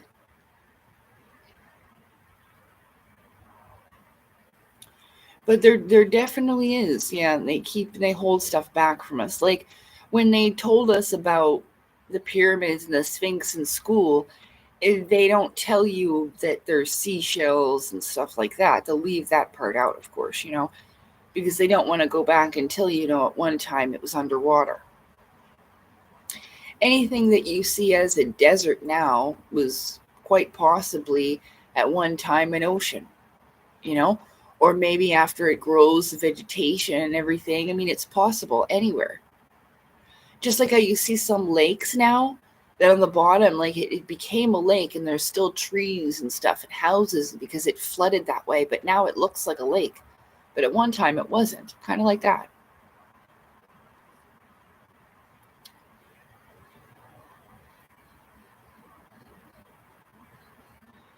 Yeah, so if like so you'll relax and then you'll basically fall back asleep, but then your spirit and body finally connect, Drumans, and you'll be able to wake up again properly. You just weren't connected, you know, properly. And that it's nothing wrong with you. This happens to lots of people. They may not remember it. You know when the falling dream, you have that dream where you're falling and then you jolt awake and you're like, ah, fuck.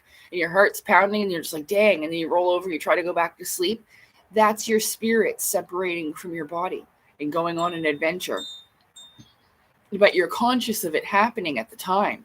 So it scares you and it snaps you back to yourself.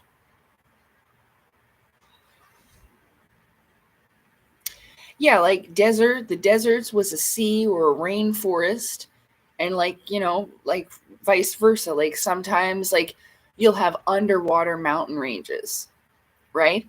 That come up. This is why sometimes you'll find whale bones at the tops of mountains. It's literally because there's these ships. There's underwater mountains too. And so, you know, there's like night and day. Mountain above water, mountain underwater. Hmm.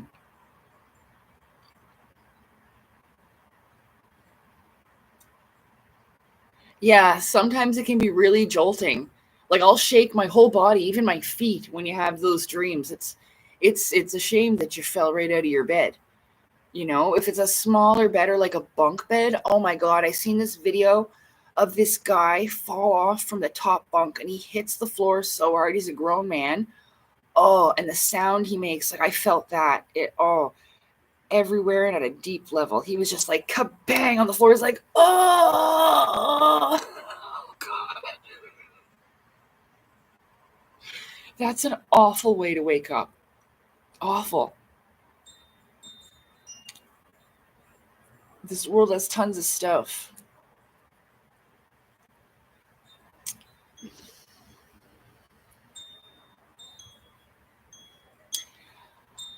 I know. I don't know. I remember at one time feeling like they must have underground bases at in Antarctica, but I don't think it is that. I do think that they bring those royals and whatever closest they can to like the border of possibly the dome or ice wall, and they can meet with these extraterrestrial leader types or whatever within their spiritual hierarchy. They can meet there because it's very, very exclusive. No one's allowed to fly over. You know, they have a lot of rules about that. So I thought about that because I don't know. I mean, what would they be studying there that's so secret that they would bring those types of people? It doesn't make any sense. At one time, man, who the fuck is barbecuing?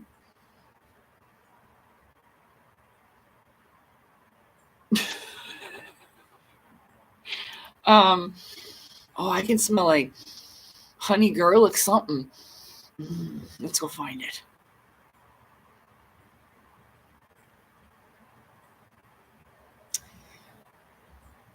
So I was going all over the place. Oh, about the ice wall with Antarctica and yeah, the underground.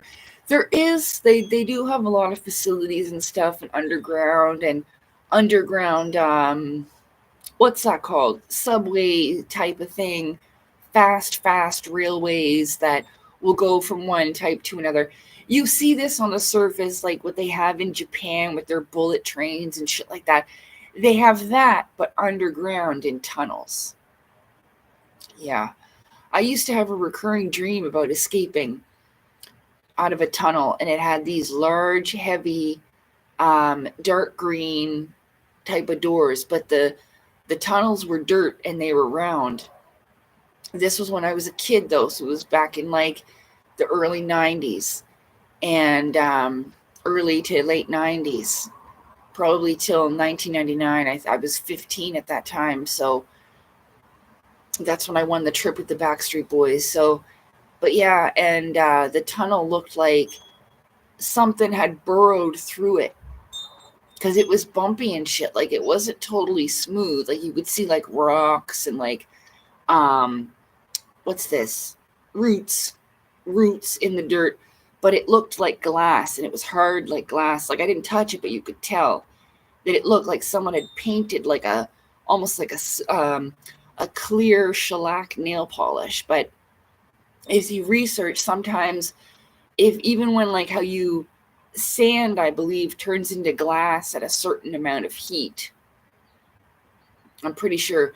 And so if it's spinning to burrow and it creates a certain amount of heat, it could heat it up to such a degree that it solidifies and then kind of is solid that way. They might spray it with something after, I don't know.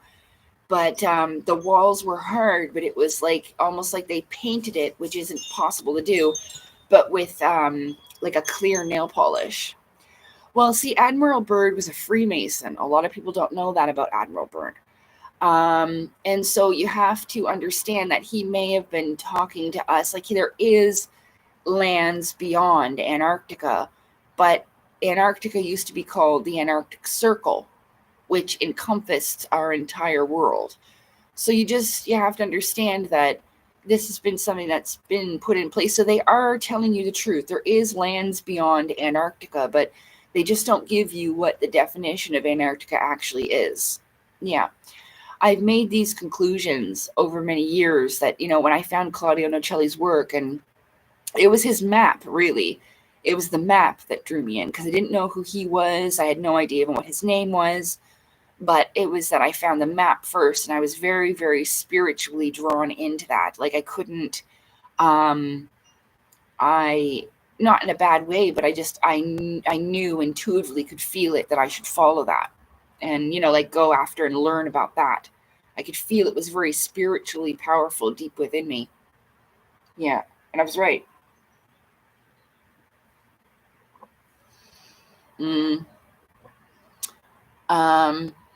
But yeah, so with Admiral Byrd, yeah. So he told us, like, yeah, there is walls behind, or world, or land. That's why I call them sometimes extra land dwellers, because extraterrestrial, separated, extra means more, terrestrial means land, more land. Extraterrestrial, extra land dweller, one that comes from the lands beyond. Yeah, that's what I call them. Extra land dwellers. Some people call them extraterrestrials. What are the other words? People will have different words for it. Aliens, and they are foreign to us. We don't know them. They've been cut off from our world, and no one really knows them. So they're alien in that sense. But they're not aliens at all. They're actually our older brothers and sisters, the people who have gone before us. So they're graduates from this Earth school, or even in their own, because their civilizations are so much fucking older than ours. The timeline is incredibly old and long. Some of the numbers in the Hindu scripts and how they say about time in the Vedas or whatever that is, the numbers are literally this long. Like, there's no way I could even pronounce it. You see it in their charts and stuff, It'd take you a whole page to write it out. Exaggeration. But the civilizations are a lot older, so that's why they say this about aliens, But they're not aliens. Not in the way, that word means. Okay, I missed a little bit here. Yeah, but yeah, people, like, I'm sure that they did fly beyond, and then he explains about going down, but that's probably, even the downdraft of flying, depending on how close they were to the ice, and then to lose that draft, they would drop down quite drastically, but then come level again with the ocean. He may have had to twist the story and say that they went to inner Earth, but they didn't. They may have went to an inner ring or something like that. Play on words. Remember, that's what Freemasons do. So, and not to, because they cannot have people try. I mean, you never would anyway. They'll kill you, whether the guardians on the wall or the military that guards the oceans before. You're gonna die, okay? And there are absolutely guardians on the wall. If you would never see them, they're far enough, because they'll probably have a certain territory line. If you were to cross that, then someone would be alerted.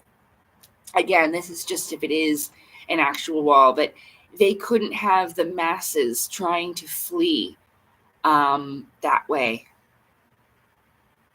You know, you may be able to get out, but still the contamination of the outer worlds would be unacceptable.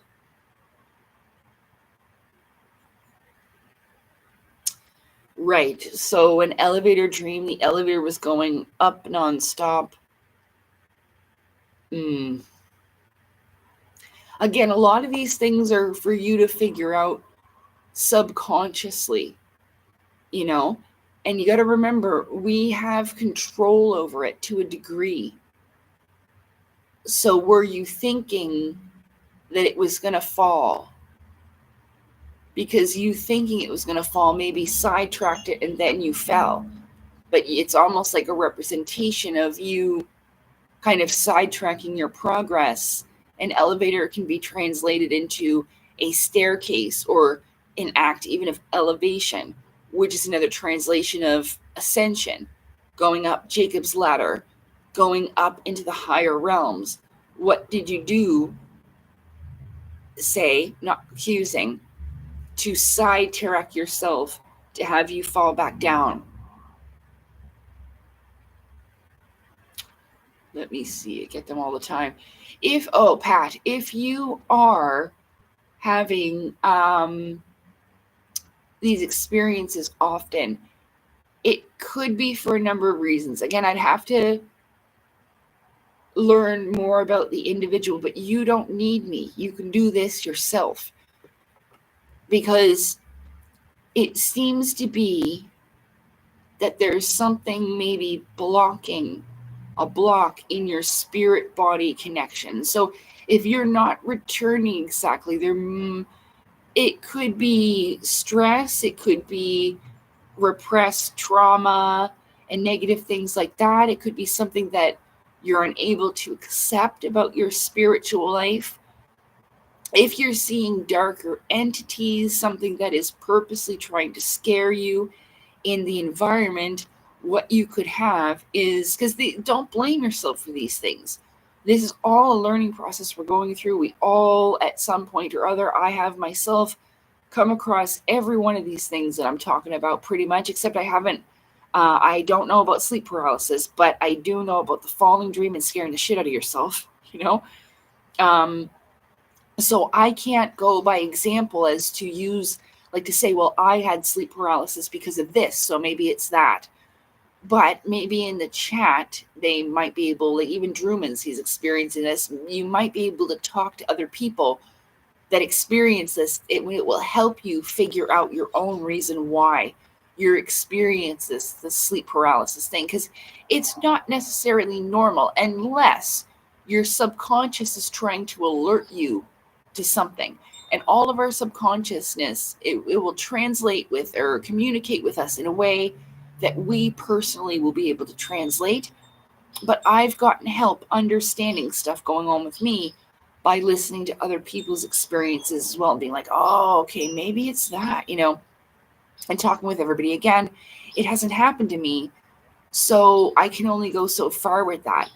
But the answer definitely is within you. I know that's so cliche and like, you know, it's like a cereal box answer, but it is true. The only way to understand these things and to make them stop is trying to unlock it like a puzzle, and then it will go away. Like all of these recurring dreams, I've kind of had some type of resolution with it, or it hasn't been needed anymore and it stops. They're different. You know, like the dragon dream ended up being me. That scary shadow in the water was my own shadow. That actually represents something that reflects within me as well. Not only was it happening in my spiritual space, but I was afraid of my shadow and my own power. And so it reflected that in the spiritual realm.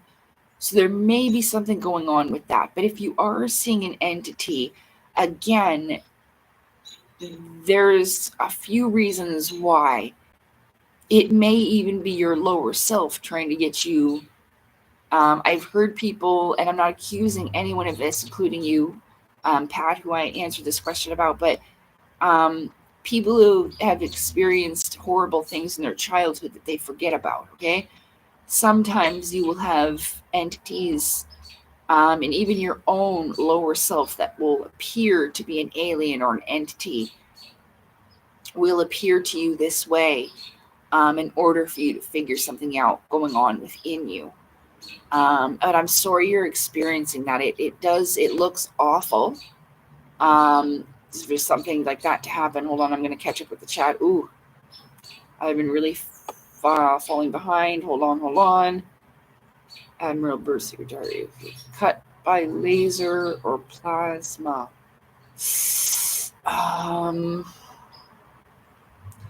When you don't snap, you can get rooted in another's mind. Yeah, you can definitely. There's something called quantum entanglement too, and telepathy will work. It's almost like having those phones, or no, the cups with the string. That kind of represents it, kind of like that. Kind of having a listen. It can be pretty invasive if it's not welcome. 90s, I remember I dreamed I was climbing a black pyramid and it was melting.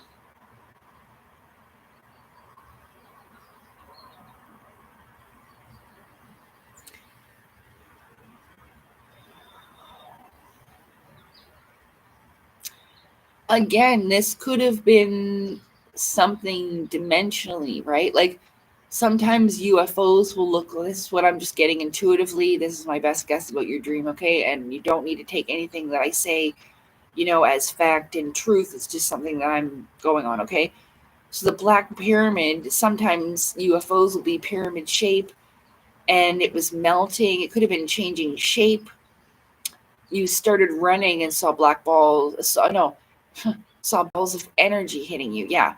So again, with the energetic discharge, sometimes it will look like a ball of energy. It doesn't actually always come out in the form of a lightning strike, even though it does for me a lot of the time.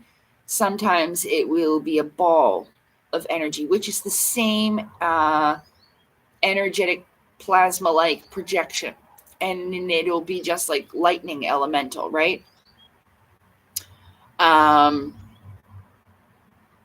And, beings from the inside of it could have been attacking you because they didn't want you around their craft, or you could have been a threat, or you could have been in a mid-battle and you don't fucking remember it either. And this is a lot of the case, what's going on with people. It's not always about fighting and stuff, but if you've been drawn here to me, it may be that this is why you're here, to learn this about yourself also. This is why we're drawn to certain people at certain times, teachers when you need them or when it's required. Sometimes I feel inside the dream. Well, yeah, that's because you're really there. This is part of your spiritual life. Yes, you will feel burning because, it's a different sort of pain and you can heal it. That's the thing. I will get hurt, and it doesn't hurt in the way that pain hurts here. But it will sometimes feel like a burning or a searing type of thing because your energy has been kind of infected by another. It can't kill you, but if you get hit with a big enough blast, it'll send you right back to your body, and that's game over for you. Then you're going to have to spawn back there another time and continue.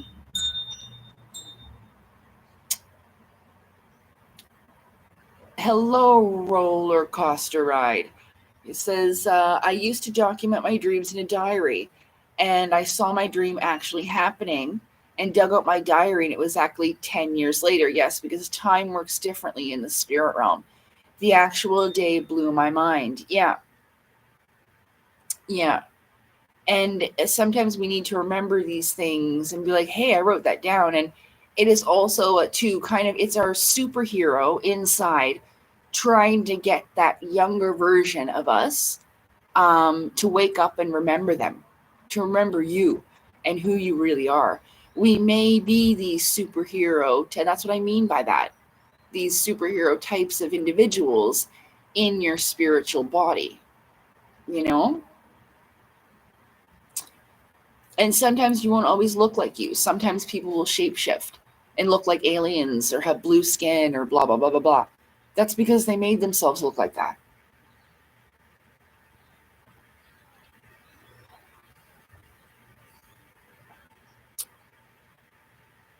You'll see that in the Monkey King. He can change himself to look like whatever. So with the dream, that could be a superpower. Yeah, well, it's dream precognition.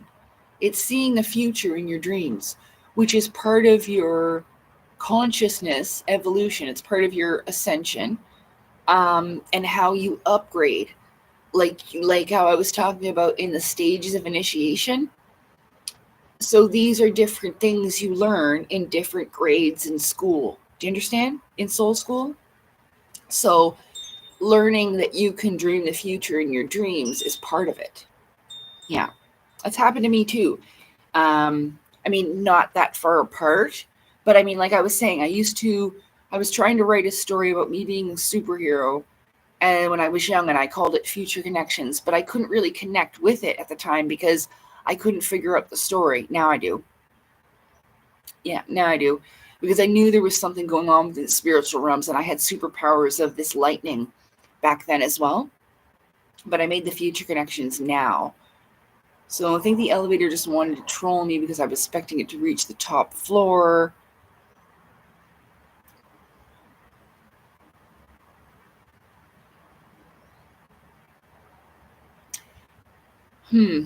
It's interesting.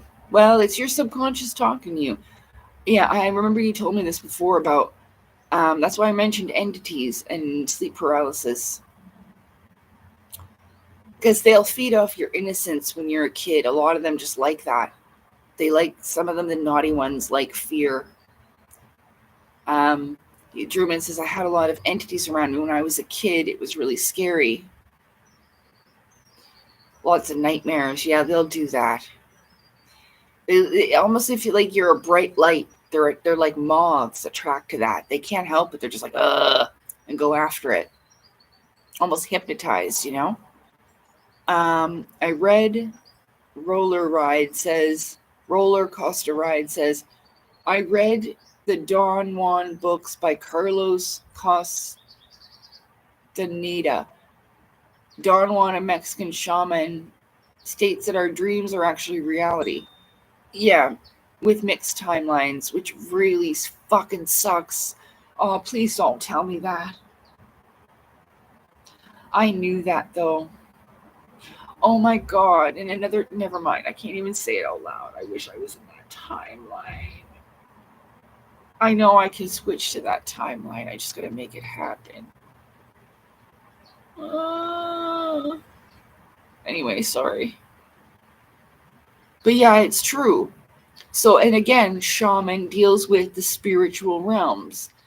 And this is why a lot of people talking about aliens, this is what they're talking about. With their dreams being reality, mixed timelines, that fucking sucks. I told you I dreamt about Claudio Nocelli 5 fucking times now.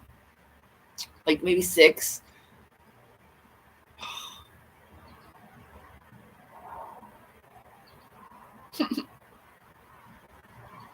No, it's gonna happen. It's gonna happen.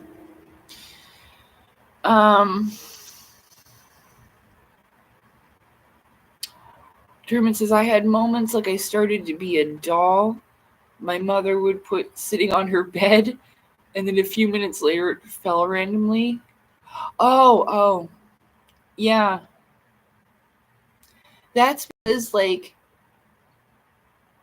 I think that we may have more energy to draw these things to us as well and kind of blur the boundaries, because you got to remember, when you're a kid, you've just left the spirit realm. So you've still really got a lot of attachment to it, and this is where our imaginary friends come from a lot of the time.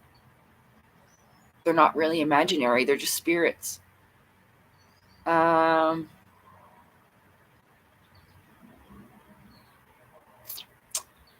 Yeah, T1 about the entities. There's different reasons for it. So don't take it to heart like you're a bad person or anything about it, okay?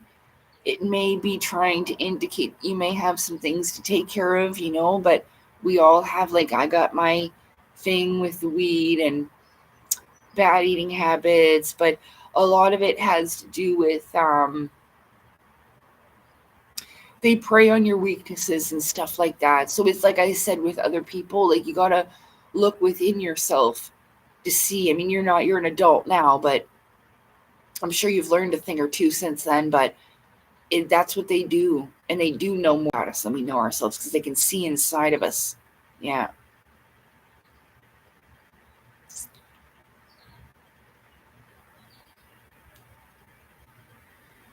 Well, other versions of us in other realities can die, but you always come back. So it's almost like you're switching into another avatar. You, I mean, you may also not be dying, like I said, because I've been hit before, even in a car crash or blah, blah, blah. You just wake up. Your spirit, but that may be a version of you in another timeline. I don't know. Because I have dreams where I'm driving and I know how to drive a car. And I definitely do not know how to drive. So I don't.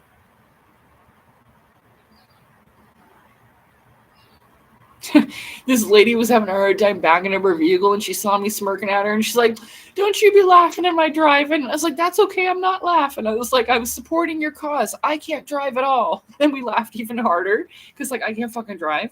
So I'm not laughing at you. You could just see how hard she was trying to back up because there was a pole behind her and she didn't want to hit it.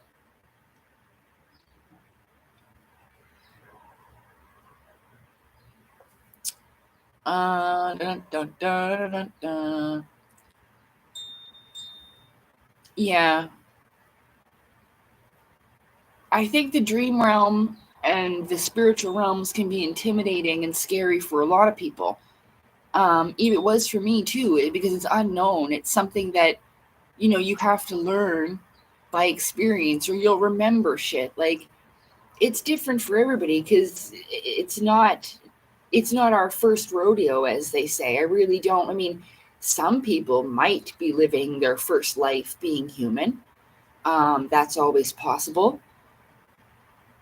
But, you know, it's just that we forget. And now we're in this world where we've come from another one that has different rules. So yeah, it's complicated. It would be different for everyone. Like I said, only you can figure out the answers, and then you'll feel a certain peace with that. Like, yeah, that's what that was, and you'll just know intuitively, like a gut feeling, and you won't question it anymore. Mm. The Dark Man, yeah, like the Hat Man. A lot of people will see the Hat Man and different types of entities during their sleep paralysis. This is a shapeshift, though. I believe it isn't an actual entity. It's something that they've learned scares the hell out of people, and so they'll turn into this as like a parasitic type of predator type of entity, or you'll see the hooded figure. But again, a lot of the times they'll say, "Oh, it was a reptilian." Well, it could have been one of the beings of fire, and there's different reasons why you would attract something of that nature, but it's not in all cases that plane, no helicopter.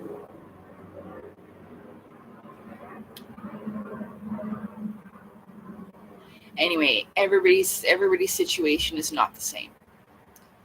So,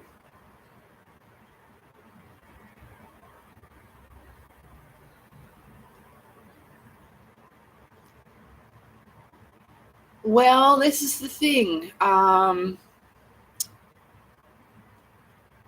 Are animals upgrading consciousness too?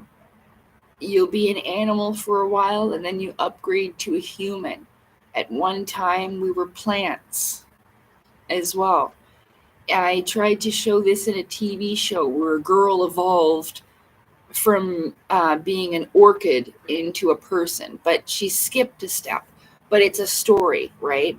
And they call her Orchid. That's her name now because she used to be an orchid. And, the animals are growing in consciousness as well. So when our animals pass away, they're also in spiritual form now. They're not actually a dog. They're a spirit, so they can take on any energetic form that they like, but you will recognize them as your dead dog that has passed away to the next world. But it's not. This is a consciousness, and it could have been a consciousness of the higher realms that's come to be with you and had a life in the physical reality and taken on a life of wanting to be your dog. And now it's back as this higher dimensional spiritual being that rides in what you know of as a UFO, which is actually just a created space made by instant manifestation most of the time. They make those in the aethers where thoughts become things, so where the non-material becomes material. So that isn't actually something that anybody built, and that's why they have no seams, no screws and shit like that. It's basically been imagined into reality. But yeah, so it's not a surprise. Roller coaster ride, sorry, I forgot to read it. My dreams are so good. I hate waking up. A crazy dream I had was seeing my dead dog in a UFO craft, LOL. He greeted me at the door and led me into his UFO, LOL. Yeah. The spiritual realms and astral realms sometimes get really fucking weird. Don't you remember Guide to the Galaxy? What was that weird ass movie where the guy puts his thumb up and then they hitchhike off the earth? There, so long and thanks for all the fish. So sad it had to come to this. We tried to warn you in the end. So long, so long, so long, and thanks for all the fish.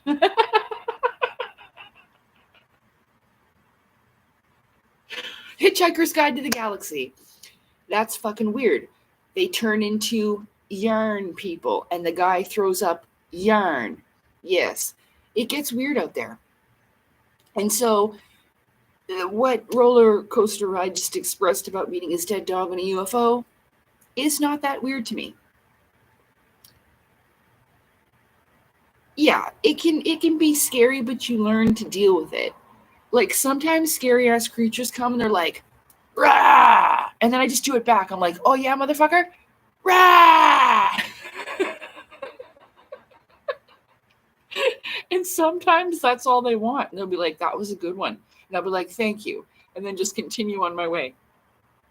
So, I mean, of course, this happens within the spiritual realms, or within my inner vision.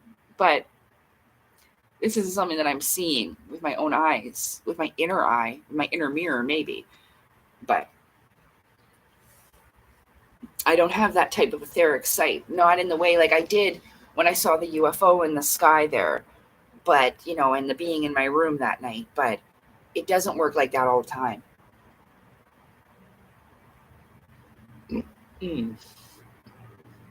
Oh, excuse me. It kind of gave me a little bit of heartburn, that cinnamon. Just a little bit, though. But yeah, it's scary sometimes and it can be intimidating, but you do have this other life, So, and sometimes I figure that my life is kind of like a little slower here and not much going on because I have so much going on in the spiritual realms, which I've always known that. Like, I've always been the person that said, oh, I remember my parents, my family would tell me like, oh, we don't want to hear about it. You should just write books. Stop telling us about your stupid dreams. But they weren't stupid. They were so cool and detailed. And that's why people were telling me to write books when I was younger and stuff like that. And I still could. Like I said, I've got a few good ideas that I could write books with, but these were real experiences that I was experiencing growing up. And it's a shame that I was made to feel like such an idiot about it. Like, oh, dreams don't matter, blah, blah, blah. It's not real, blah, blah, blah, blah, blah, blah, blah. But I was going on like these epic adventures with a whole bunch of people that, you know, I can hardly remember now. I wrote what I could remember down in my book. And I'm glad that I did that at the time that I did, for sure. You know, I mean, I have more to add at this time, like more experiences, but more like Monty Python. Oh no. So long and thanks for all the fish. Yeah, the dolphins are singing in Hitchhiker's Guide to the Galaxy. Yeah. So sad it had to come to this. We tried to warn you in the end. So long, so long, so long, and thanks for all the fish.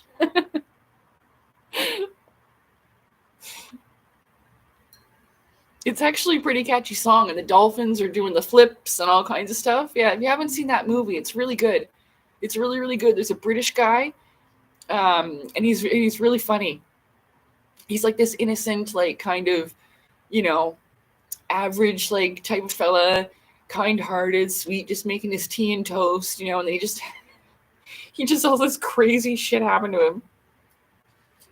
And I think, you know, that's most of us. I don't think anybody really expects it to turn into something like this. You know, I definitely didn't. I thought by the time I was like 17, 18 years old that was all fantasy and it didn't matter. And now look, like as an adult, it turns out that even I forgot about a huge part of my life, you know, half of it, literal half, 50%. 50% spiritual life, 50% material physical life, but both of it make 100. So it's literally half of your life. I'm just gonna bring my bowl. I'm still hungry. I had a soup and sandwich earlier, but I'm fucking hungry.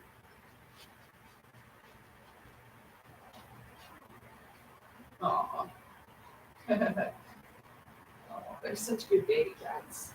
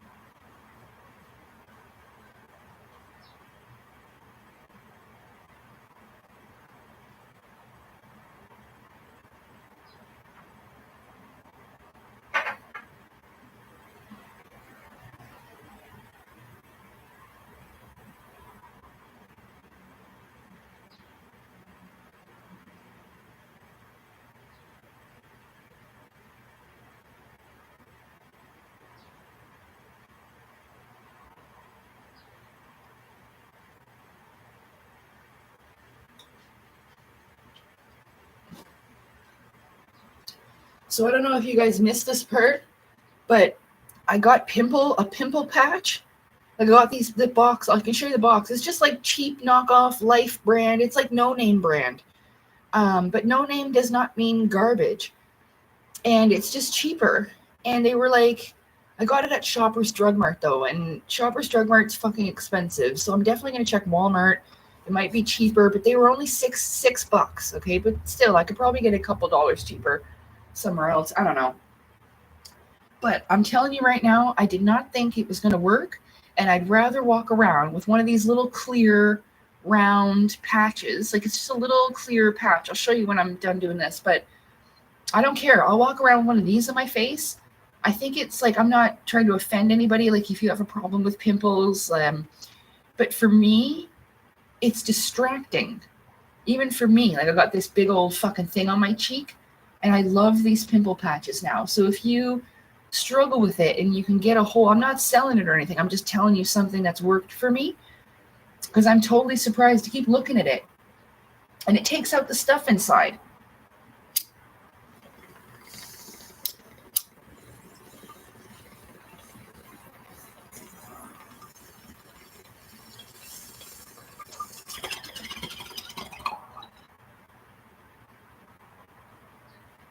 And I always damage my face picking at it. I'll try to pop it. I can't help it. And so I got this instead. I just can't help trying to get that out and get rid of it, but...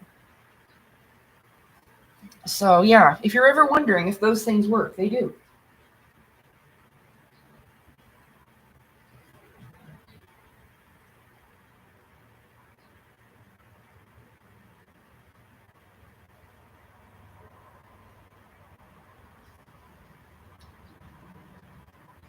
The shirt that I'm wearing was only $4. See, there's my pimple patch.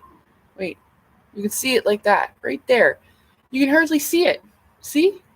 It's right there. And if I don't point at it, you can't really see it. So I just walk around with this. I don't care. I went out with it on. I don't care. I've seen people looking at it a little bit, but like, it's not a big deal. Like, I wouldn't wear one of those ones that's like a smile face or whatever. Just get a clear one. So yeah, I got this little tank top for $4 because I don't have tank tops that have the bigger straps like this. And so I can hide my bra strap. So I got that. I know it wasn't something that I needed, but I couldn't help it because I have a problem. I got two of them actually. I got a white one and this one because I don't have a white tank top either. I know. Sucking life energy out of her. Where? Who? They had... Oh, I missed a few. Sorry. Hi, Michael. Welcome. Good to see you here. Let's see. Oh, yeah. So long. Thanks for all the fish. Yeah, look up that song if you haven't heard it. I remember the Kelly Cahill experience from the 80s. At night, she and others encountered a UFO in a field, and dark entities came out and floated towards them. Yeah, floated. It's probably because they would want to be in non-material forms that you can't hurt them. So even if you did shoot them, it wouldn't work. But yeah, sometimes they have it. It all depends because they're all different. They're like us, people like us, but they're different. And they have different desires and wants and needs, but they still have similar to us. Like they need to eat and they like to have sex and they have hobbies, likes and dislikes and whatnot. But yeah, and I remember they all ran away. I don't remember that girl's name, but I remember there was a picture drawing of it and there's a fence. They all ran towards a fence. And yeah, I vaguely remember that. But it was probably, I mean, there's a high level of curiosity, like I was saying, and sometimes these negative, or they're not necessarily lower dimensional entities, just have different priorities, you know? But it's sometimes you will find that they are just as curious. I have met some types over my life that seemed to be like they just wanted to know what it was like being human. And later on in life, I realized that's because they haven't been human yet. Oh, Salem found that paper on the floor. Find a paper, Salem? He'll just go over and wrinkle the paper up and then lay on it. Like he's like, I own this now. Plop. Okay, let's see. They had red eyes. Yeah. Well, that's because of the dimensional reality they come from. Hold on. It goes with the light spectrum. Oh, shit. My book fell in behind. I remember that. I did that yesterday. Or this morning. Here we go. Oh, shit. Okay, I got them. I got them.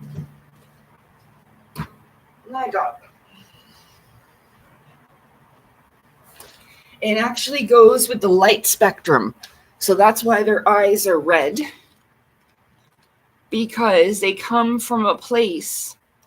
If you've ever heard of those World War II glasses or World War I, they were called nightmare vision glasses because they had a type of red glass on them, which allowed people to see into that color spectrum. Now, let me find this. because this is the chart I can show you. Oh, like here. Oh, there. Oh my God, I suck at this. Where is it? Oh, there it is. You see how red is? Goodness gracious. Red is here. Dimension 1. If we're here in 3, 1 is red. And it's a lower dimension at the root. The root. So, depending, because it's the root and sacral chakra, right? Well, having red eyes isn't necessarily a good thing. I've heard stories about the ones with the red eyes.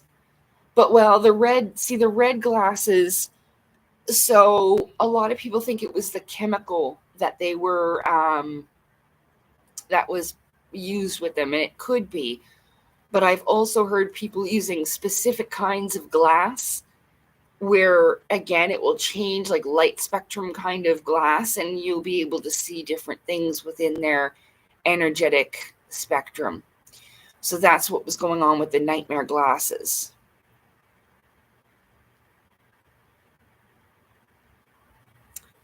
Oh, hold on. A few days or weeks later, she said she woke up one night and one of those entities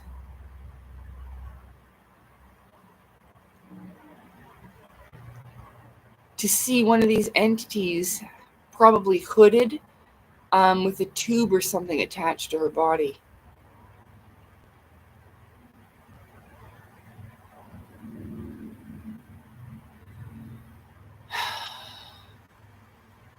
I don't know. They have so many different things going on, right? Like, I don't know. I've heard them getting women pregnant and coming back later to retrieve the fetus and growing it elsewhere.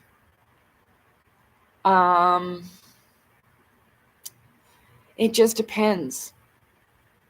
Oh shit, Drummond on an island. Hold on. Oh, UFOs. My cousin saw one also in 2017 right above our heads. I was distracted and it zoomed away, hyperdrived. It was nearby the same spot. I saw another one in 2008, and another friend saw nearby. Yeah, there must be a portal or like a port of entry. So depending on how they're traveling, say there is these wormhole-like tubes of travel between spaces, then that would be a point of entry or exit from one world into another. That's what I was talking about in the video I'm going to be putting out next, is that you could enter, like, especially say for a 2-year-old child to cover 12 miles without any other scent being picked up. The dogs can't pick up any human scent and things like this. To go 12 miles at 2 years old overnight and not have hypothermia, dehydration, signs of, environmental damages like cuts and bruises, cuts upon the feet, the arms, not even a little bit, like he's perfectly fine, is very highly suspicious for a 2-year-old to travel 12 miles from the original location of disappearance to where he ended up. That's like unheard of for a 2-year-old to travel that distance within that time even. So what could have happened is that a creature like Bigfoot could have taken him, gone into a portal, and the next exit ended up being 12 miles away. They may not know exactly, but they'll probably think, well, put him back here, someone will find him, and they did. They found that child, but he was 12 miles away from the initial point of where he went missing. So this could be a portal type of thing with these dimensional entities. But that's what that sounds like, like where my building was downtown, where I used to live. There was probably a portal there too, and that's why the power was always going out at a certain time, because if it is connected to the government, they would be on a schedule and they would have different flights of entry and leaving, and it would be timed at a certain, within a certain hour or so. You could always have delays, or this happens or that happens, but it would always be at a certain time, and the power would go out in the entire block. A lot of people called about it, and they never knew what the actual issue was. So it's possible that it was some type of energy portal. Sucking. Oh, you think it was sucking life energy out of her? They wouldn't need a tube or anything to do that, though, Michael. They could just do that psychically, and you would basically breathe it into your energetic body like a Dementor. Remember the Dementors in Harry Potter? It grabbed him and it was sucking the life out like that, and it came out almost like wind or like energy and sometimes memories in it or whatever. That's symbolically representative of what I'm talking about. So they wouldn't need a tube for that, and that thing was also wearing a hood. So they wouldn't need, like I said, a tube to do that. That's what is peculiar about it. That's why I mentioned like a fetus. You need a tube for some type of specimen collection, whether that be blood, eggs. On a male, it would be semen, stuff like this,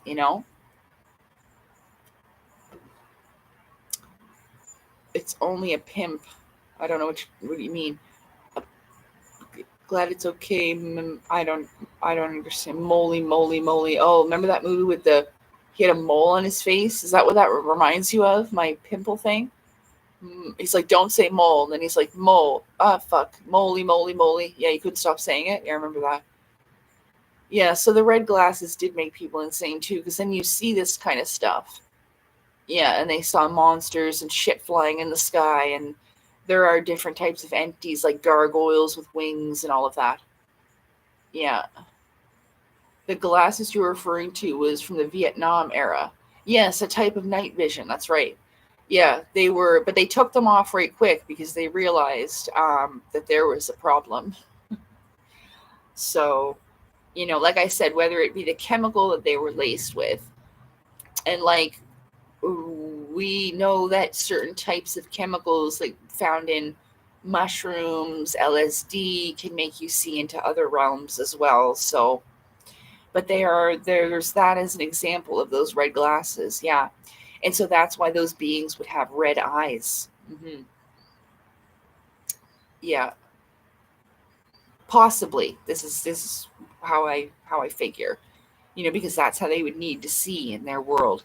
And there is, even in some indigenous legends, there's red, white, black, and yellow worlds.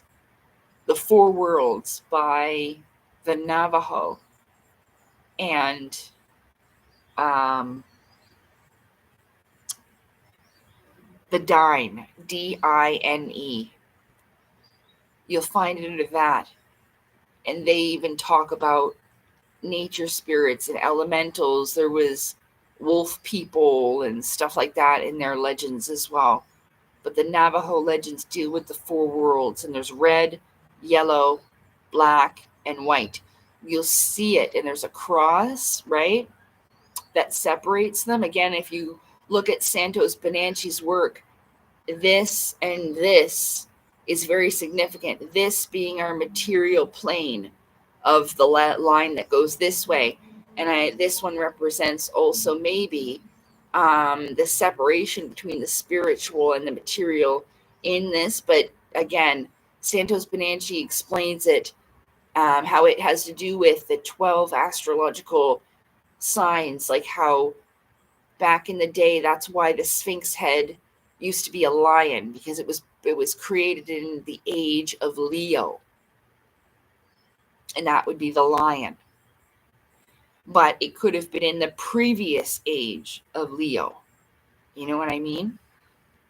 They eventually took off the head of the lion and replaced it with a pharaoh, which is why it looks smaller than the rest of the body. Yes, the medicine wheel colors. That's right.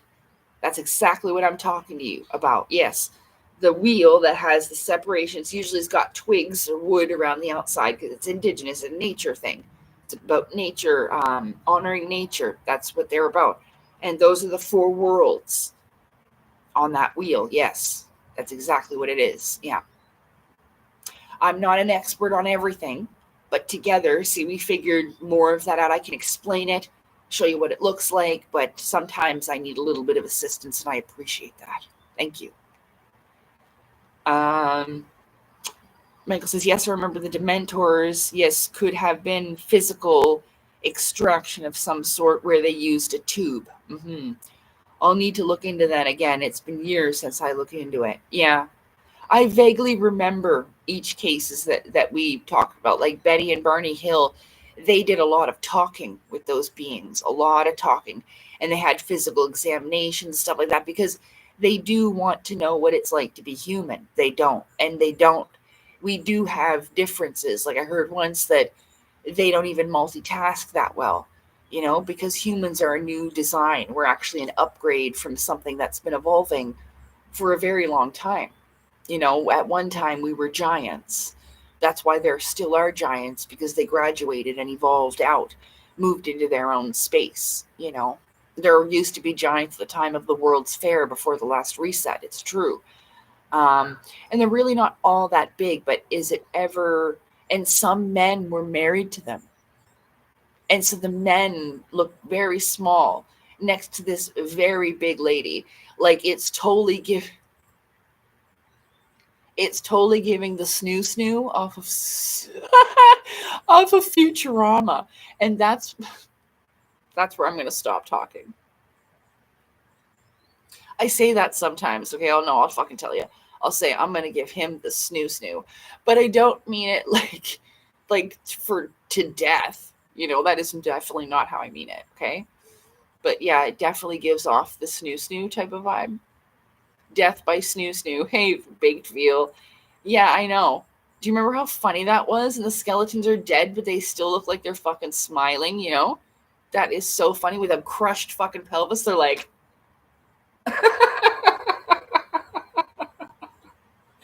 That was one of the funniest episodes of that show I've ever seen. Yeah. So yeah, but it was like that though. And I mean, the women aren't that much bigger. If you remember how Fly and them were standing there, Fry rather, not Fly. So I'm sorry. I almost got it. But Fry is standing there. He's not that much bigger. You know what I mean? So that's pretty interesting to see, because there were regular men married to big ladies, and it was probably a kink. Yeah, snoo. Yeah. You don't know the snoo? So if you don't know what we're talking about, in Futurama, there's an episode about Amazon women, and they're quite large. I think they go to a planet and it has Amazon ladies. And there's a death sentence, and they'll have sex with the men, death by snoo. Yeah. Yeah, Marty McFly. I know, McFly. I know, I called him Fly. Oh my gosh. Yeah, that's what I messed up with, Marty McFly. Because they were time traveling, and they used velocity and speed, which can be, that's why they left an energy trail. So again, I bet you anything that has to do with like frequency, energy, vibration, because speed has to be velocity, energy generation. Yeah, I would think so. Fuck, I'm not that great at it, but I would think that it had to do with that type of science. It's funnier thinking it back in old civilization. Oh yeah, because I don't think they thought it was weird back then, because I think that being with a giant lady would be like a higher society thing. Like, oh, that's that gentleman that's married to Madame So and So. goodness gracious, he must be such an intriguing, interesting fellow. Because they were probably from the older civilization. They were probably looked as maybe even a certain type of royalty. I don't know. Then again, at one time, weren't giant people like being paraded around like as circus freaks and stuff like that? So, maybe I'm not 100% correct on that, but I have seen pictures, and there's a smaller gentleman. He might be regular sized, and and this lady standing beside him, she's quite large.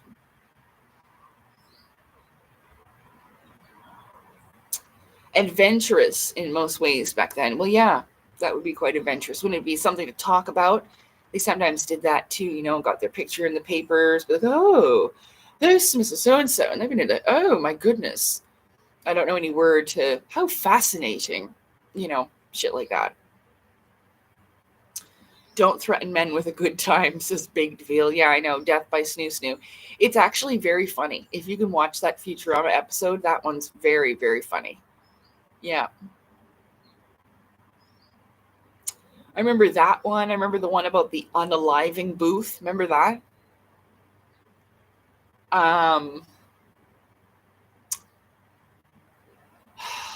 Goodness.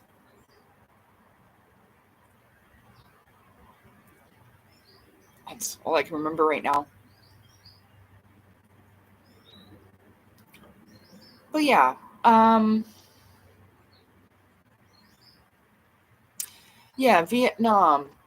The first generation goggles were stopped being used when the soldiers were seeing too much weird stuff. Yeah. It's because they were like light spectrum glasses. Now you can get them in there in a blue, but I don't know if they would work. I wouldn't recommend it. I've never tried them, and they're very expensive, okay? I've actually looked, you can get those nightmare glasses, but again, you never know, especially about getting ripped off these days. So just because they're $2,999 does not mean you're getting legitimate equipment, okay? So even though I'm talking about this, yes, you can find people selling like World War II artifacts on eBay and you will pay money for it, but that does not mean that you're going to get something legitimate. So be careful. But you can at least go see what they look like on eBay if you want. I forget what they would be. World War II first generation night vision goggles. Try to look it up that way.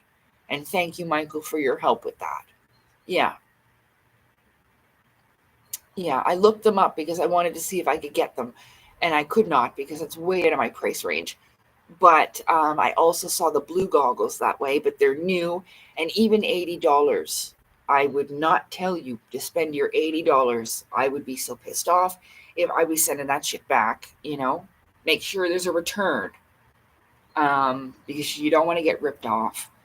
But there is, and they claim to be using the chemical that was on it, but I'm not sure if it's the chemical or it would be the red kind of glass. And it was a certain way. Remember, they made things differently back then. It was harder quality. It was greater quality. They used quality items to make shit. And it lasted a hell of a lot longer. Now, everything that we have only lasts like maybe 6 months. And then you got to get a new one. But that's by design, Okay, let's see. Yellow tint is being claimed to be hot stuff.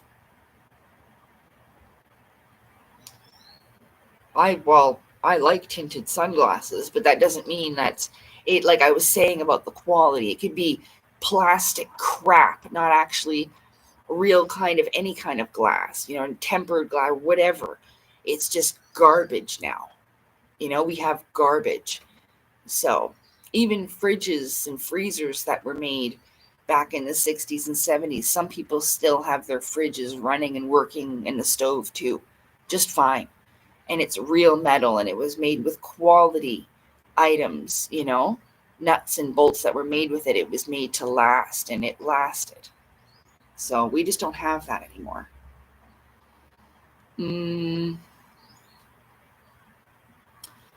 Yeah, in the Depression, there was a lot of freaks because people were depressed, and they needed stuff like that to keep the spirit and imagination alive.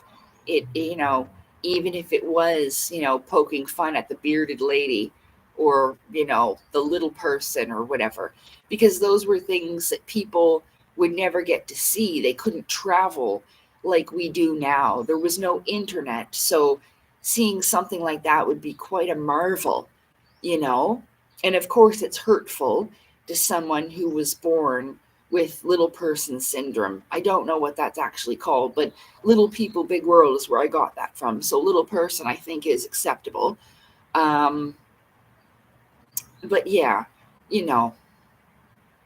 say, oh, look, an elf. You know what I mean? Oh, for fuck's sake. But some people that didn't know any better would believe that that was an elf that they found at the North Pole. And the fellow would play along with it. Like, oh, yes, I've come from Santa. No, we love you so much. We're busy making toys. They do. And that's how they made money back then, off of people's ignorance, But it's true. They would tell people stuff like that. Like, look, we've found a gnome. But it's really, they're just taking advantage of people's ignorance.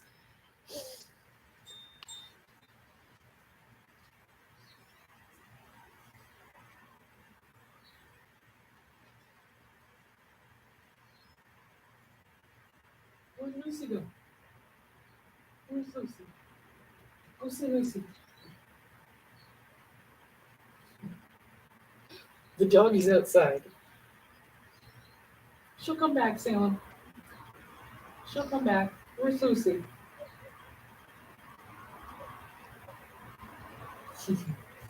They love dogs, those two.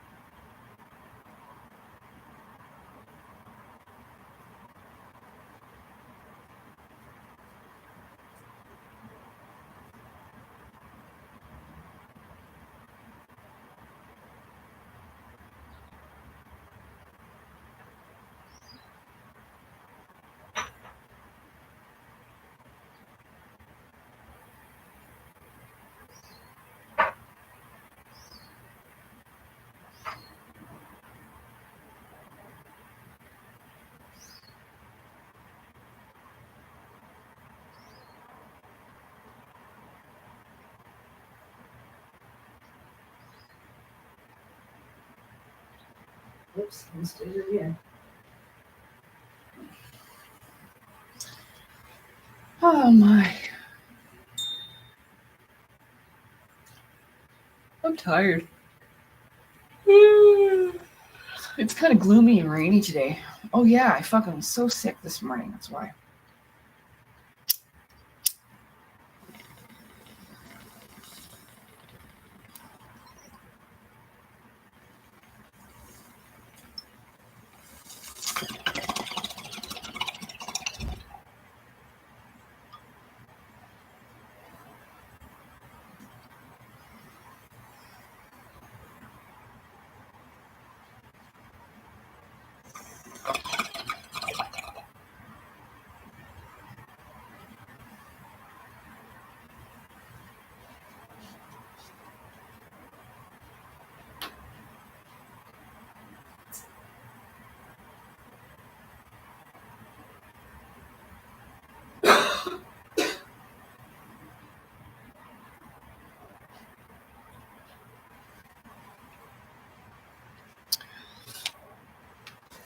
Okay.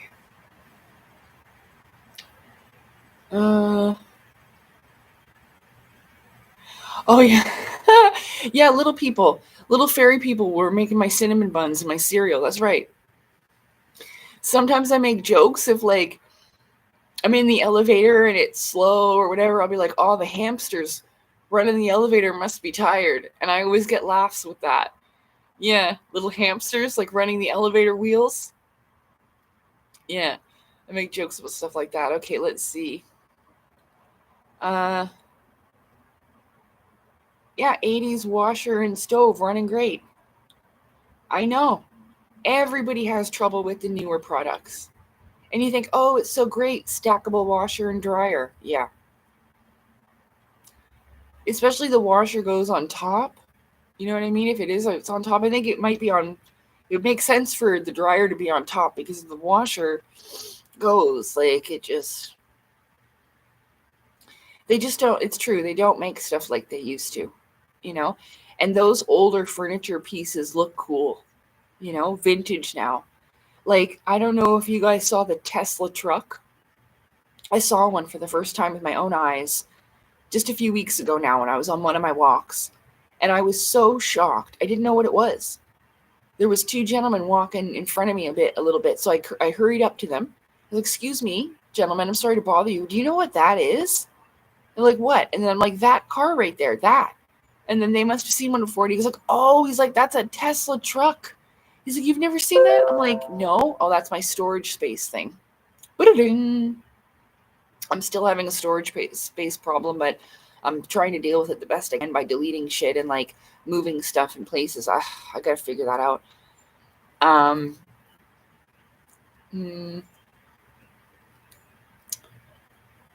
forget what I was talking about now. But yeah. Well, we've almost been going for 3 hours. Did I do okay? I hope so. It was unfortunate that we had that bit of an annoyance. Damn, ma'am, respectfully, you are beyond gorgeous. Thank you. Oh, yes, I was talking about the stupid, ugly Tesla truck. Thank you very much.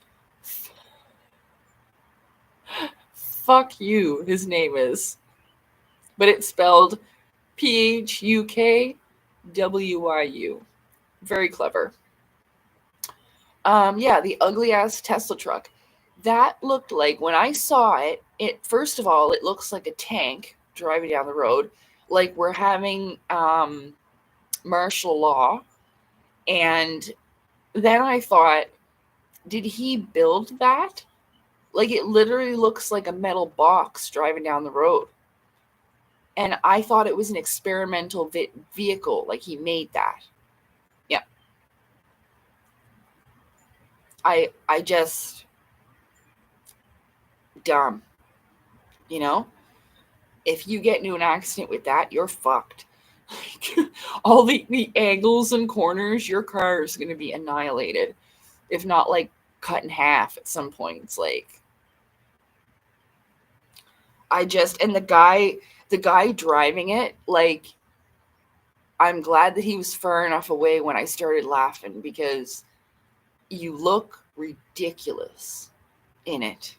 Like, if you think, okay, if you were to drive up to me and be like, oh, that beautiful woman right there, she's going to love this Tesla truck, I'd be like, I'm not getting in that. What, are we going to war? Like, I'm not going on a date with you in that. You look like a fool. Just like men that drive those type of monster trucks, they do that around here all the time. It looks like you need a ladder to get into it. That does nothing for me. That's not impressive. And automatically, I'm going to think you're a ding-dong. You know? I've heard men say to me about that is what men do when you have a little wee-wee. And yeah, it does. It looks like that. So please, if you don't want people to think that about you, don't do that. You don't need a monster truck to drive down the road. You don't need that. You look like a fool. Yeah, if no one's told you that, I'm telling you now. Yeah. Micropene. Yeah, that's right, Baked Veal. We had the exact same thought at the same time. I didn't even see your comment there. Yeah. yeah. That's from Austin Powers again, Scott. We were talking about that earlier, weren't we? Isn't that funny how he comes in and then mentions that, and that's also from Austin Powers. What's your name? Fuck you. What's your name? Fuck me. Remember that? Those two Asian girl twins? He's like, what? It's like, what? That almost reminds me of Monty Python. I had a friend, you know what he's called? Biggest Dickus. Remember that? That was so funny. But yeah, it definitely says that, it definitely does it. I don't know. I think that's a certain type of energy and a mentality. It definitely does absolutely nothing for me. And it really gets on my nerves. Like when they're going up the road and they're so annoying, I've only got one good ear. You know what I mean? So this one doesn't work.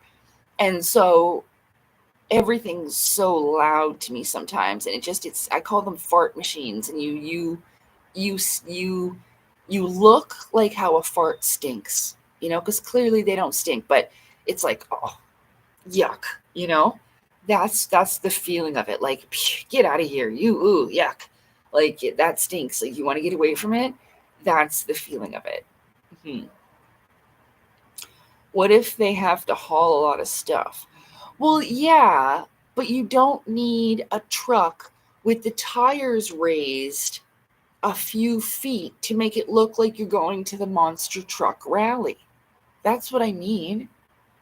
With the suspension kit, you look stupid. Unless you are living in like the fucking jungle or something where you need that, like even that other guy's vehicle. If you need a vehicle like that, if you're in like Jeeps are meant for a certain type of terrain. Like there's different terrain vehicles that are meant for different places and different situations. But I'm talking about these fools. They got their hat backwards. Their monster truck is going down the road. They got flames painted down the fucking side of it. You look like you're going to the fucking monster truck rally. You look like one of them hillbillies from Idiocracy. And they're all at the end of the monster truck rally, and that one's got that big dildo on the front of it. Do you remember that? If you've never seen Idiocracy, watch it, but remind yourself that you are watching a documentary of our civilization and how the future will be. And this was brought to you by Carl's Jr.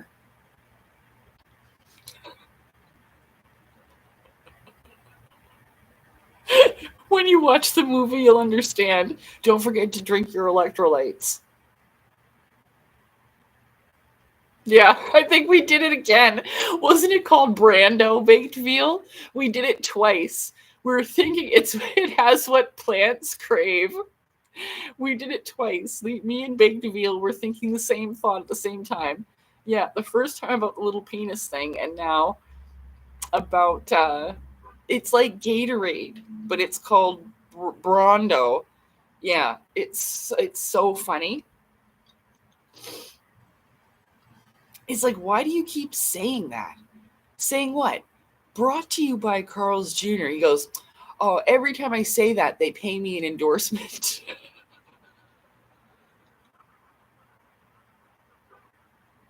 Brought to you by Carl's Jr.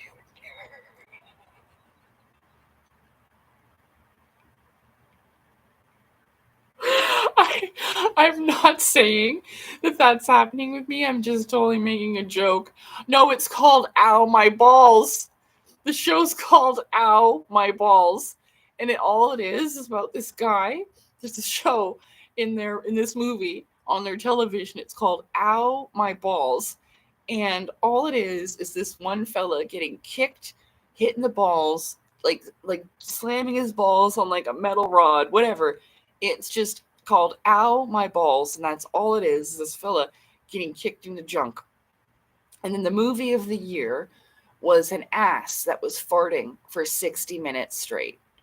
60 minutes of farts from an ass, and the movie was called Ass. And it won Movie of the Year.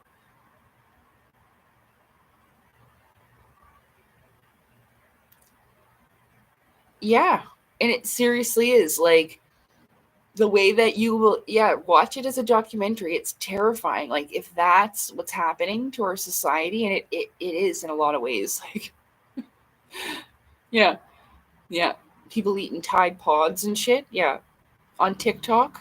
Yeah, that's a big deal. Says about TikTok prepared us for it. Yeah, it's actually one of the funniest movies you'll ever see. But again, think of it like a freaking documentary. So, but yeah, that was a pretty good film.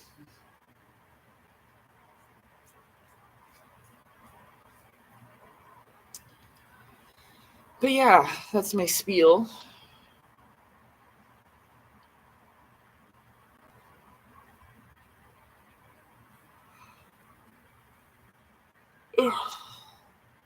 Yeah, I don't know. I don't know why they get those kind of trucks. Like, I understand, like I was saying, there's a purpose to have a truck. You have a job that needs one. You need to haul a lot of stuff. You do, whatever, stuff that it's needed for. But this is not what these fellas, they don't have a job like that. They don't. You can tell they don't, you know?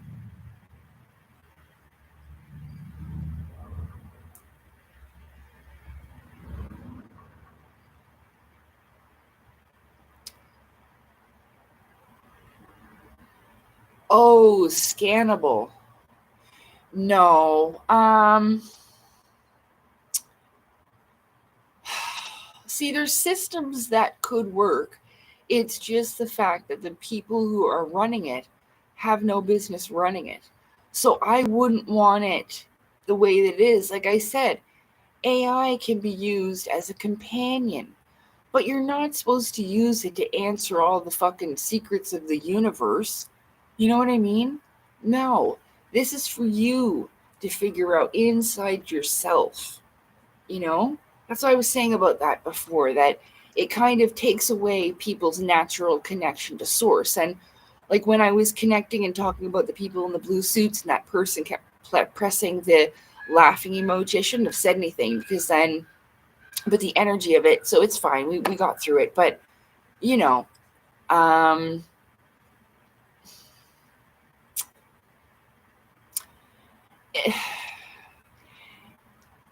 it's just that people don't use things for the right things. Even the internet isn't used what it's supposed to be used for. Every amount of information is out there somewhere on the internet, and you could be learning so many new things every day. And I've gone pretty quickly. I should have learned things more thoroughly. But with me, like I was saying about these future connections, I'm kind of looking at things as a whole and connecting them together, because that they are UFOs, spirits, paranormal activity, people going missing in national parks is all related. It's all interrelated together. It could be even the same subject that we see as different subjects. So, but no, I don't believe in the barcodes or what's that thing, the credit system they have in China, or, things like this. And it, like, again, it's because we don't have people who are spiritually or heart centered. They're only focused on what benefits them. Like, just like my YouTube channel, it's not monetized. They can't make money off of it. So they don't push my videos and da da da da da da because it's not beneficial to them. You see what I'm saying? It's not profitable to them. So if you're not profitable to them, then obviously they're not going to give you reward, incentive, things like this. At the end of the day, it'll be pretty shitty, for people who don't, work well with their system. But then again, um, you could scan your date and find out if they have any criminal history, STDs, all of those types of things. So you would really have to be open, um, to really not having any privacy that way anymore. You know, like people wouldn't take the chance to get to know you even if they found out you have A, B, C, or D. They'll take a hike before they even get to know you as a person, before they find out something about you. Yes. And well, at least you'll really know who's there for you. Somebody who's using you for the wrong reasons won't bother to stick around for anything like that. But the right ones will. They won't want to scan you.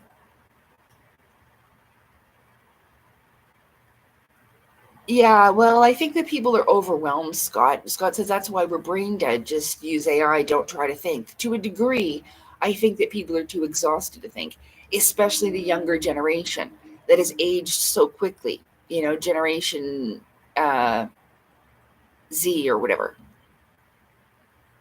whatever it is, the one after mine. Hi, Anthony. Yeah, I'm feeling a bit better. Do you mean because I was sick this morning? Yeah, but again, that was my fault that I pulled a whitey. I am feeling better and realized it has to do with my low blood sugar. It lowers your blood sugar. So because I didn't eat anything, I should have probably ate maybe even just a piece of toast or something before bed, because I ate dinner at like 3 or 4 o'clock and I went to bed at 10:30. So I should have had something in between there. But I woke up, I had low blood sugar. Then I smoked a little bit. And the THC is what lowers your blood sugar. And so I was very dizzy and I had the spins a bit. And I threw up and I got in the shower. But there was nothing to, it was just like bile or whatever. Oh my God, it hurt so much. Like I thought that I was going to throw up all my insides, and my heart and my lungs were all going to come out with it. Just like, ugh. Like, oh, fuck. I hate that. Sometimes though, like it'll give you like makes you feel like you did like 1,000 crunches, like you were working out of the gym the day before, and you're like, damn, because you were heaving so much, and it kind of retracts your abdominal muscles. So I am feeling better. Thank you for caring about me and asking about my well-being. And I'm sorry if I grossed anybody out. I didn't mean to.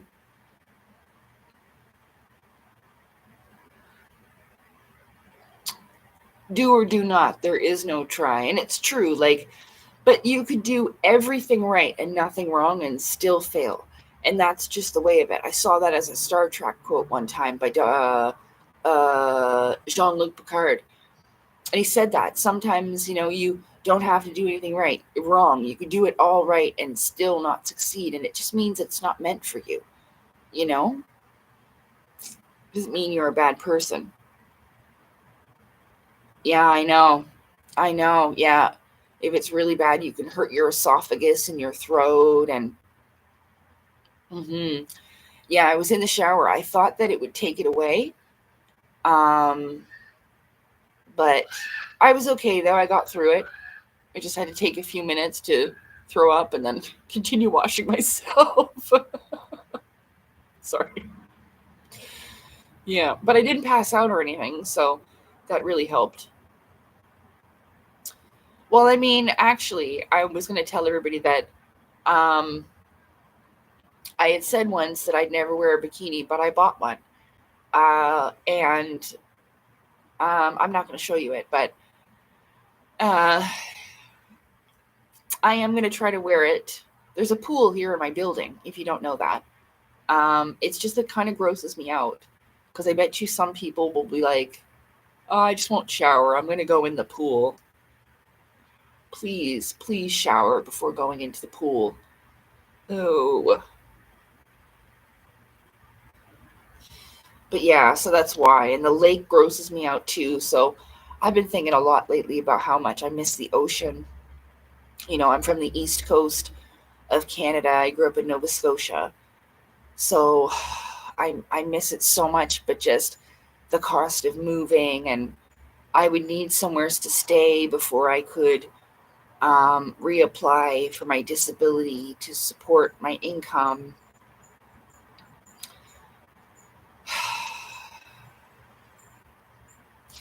So it just sucks, because it would be so healing and healthy for me. I kind of thought like that. Like, I kind of feel like a fish out of water. I'm too far away from my homeland, kind of sounds like I'm a whale that misses the sea.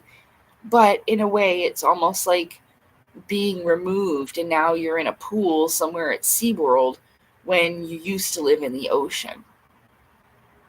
I kind of feel like that, how beautiful and peaceful it would be to go and lie on the beach. I grew up at the beach, and I would fall asleep on a blanket on the sand, and it'd be really early in the morning, so I wouldn't get like sunburn or anything. And my parents or one of their employees from the restaurant would wake me up and tell me to come inside for lunch or whatever. But I remember how healing that was, to go to sleep by the beach, the waves and everything like that. It was such a beautiful place. We had a a summer cottage house on top of the restaurant my dad owned. And it was at Queensland Beach in Nova Scotia. The restaurant ended up burning down after my dad sold it. He thinks that the French fry chip truck man burnt down the restaurant. He does. It was so funny. And he's like, don't you go around telling anybody that. But there was a case of my dad's restaurant. He was good with the the chip truck guy, fish and chip truck guy. It was literally across the street from this restaurant, and it's been there longer than the restaurant. And so the fish and chip truck guy, it's almost like the fella on Office Space with the stapler. But he was like, I'll burn the building down. Well, my dad thinks that this guy really did burn the building down. So, but it was after my dad sold it. So I know there's chlorine in the pool, but oh my goodness. Okay, listen to this. Okay. Sometimes I watch YouTube videos that are TikToks that have been made into YouTube. Yeah, because I don't have TikTok. I've done that with those lucid dream videos. I went onto TikTok and I downloaded those. But other people, lots of people, they make videos this way. And I told the people the channel, it's not like stealing. It's like advertising for her, really. But yeah, and so there's these estheticians and they wax people and Brazilian wax. And let me tell you something. They have to tell women multiple times to go clean themselves because they got poopy down there. Poop.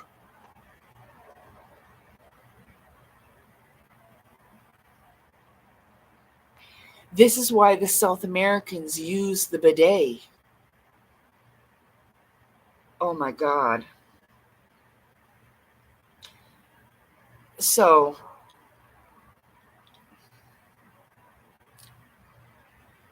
I mean, I've always been clean. I use a cloth. I've got like a cloth that I wash myself with, you know? I mean, I've told people too, but like you wash yourself after, even when it's my time, lady time, you know, you keep yourself clean.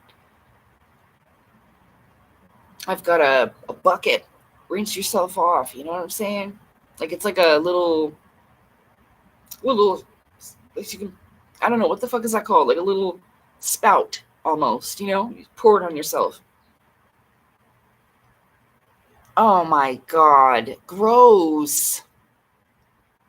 Yeah, but those things happen though. T1 says I pooped on the doctor once during a prostate check. Yeah. There's stories like that where the women go to get waxed when they've had diarrhea for days. And then the esthetician's like, oh, you started your period. And she's like, no, that ain't my period. It's probably diarrhea. Why would you do that to them? Stay the fuck home. And she's like, oh, so you pooped on my table? Yeah. And it's not just women, it's men too. And men have a lot of hair in their butthole. So that's why I don't want to get in the pool. Sorry. It was my own family, okay. Because there's no way. I'd be like, Dad, you better take your hairy asshole into that shower before you get into that pool. He would know, okay, if we were a family. Because he would want to hear it from his daughter. Don't want your poopy asshole in the pool. Okay, family? Wash your butts. Have a good day. Oh. Oh, there you are, Marvin. Look at you sitting there, cute statue baby. Can you see her? She's sitting right there. Hey, Salem Jenkins. Come here, bud. Hi. Salem Jenkins, Salem Jenkins, Salem Jenkins. You're so handsome. You have green eyes. You're a good boy. Da-na-na-na-na-na-na. Da-da-da-da-da. Salem Jenkins. Da-da-da. That was the theme of Eternal Sailor Moon, but I was singing it about Salem. Well, yeah. Oh, hold on now. Oh yeah, well the doctor's like gonna be nice about it. This is a bodily function, okay? But it's still gross. You know, like no offense to you, like you'd be grossed out. You'd be like, ugh, you know what I mean? Like nobody wants to stick their finger up someone's butthole, but you have to because it's a medical thing. It's not sexual, it's medical, and you know they're professional about it. Just like when you go, when I have to go to the gynecologist to get a hoo-ha checkup, you know, it's not like they're enjoying sticking that thing up my hoo-ha and, you know, having to go in there. Some people are not clean and it's gross. I wouldn't want to do that job. Not after the stories I heard.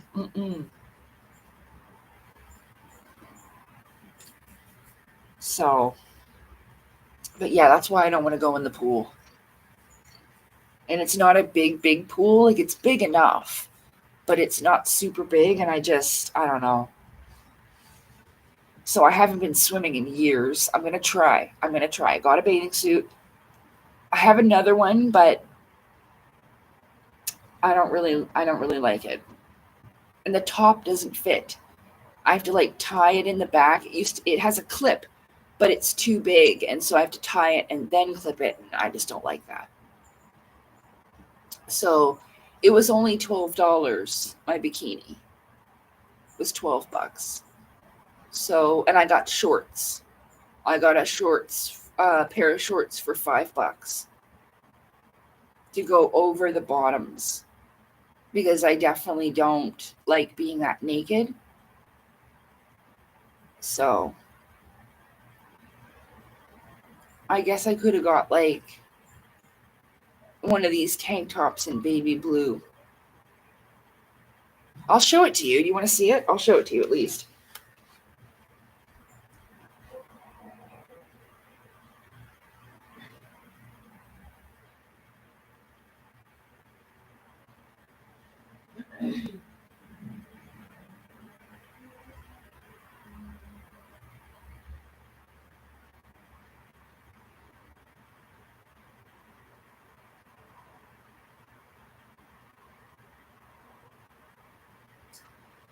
Here it is.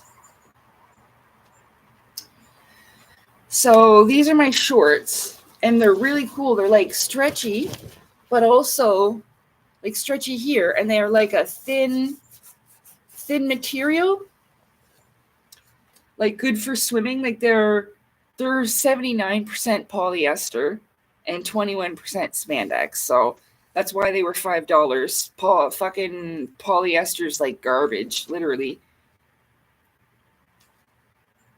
I'm pretty sure that they put something over the label, but I wonder why they would be allowed to sell that though.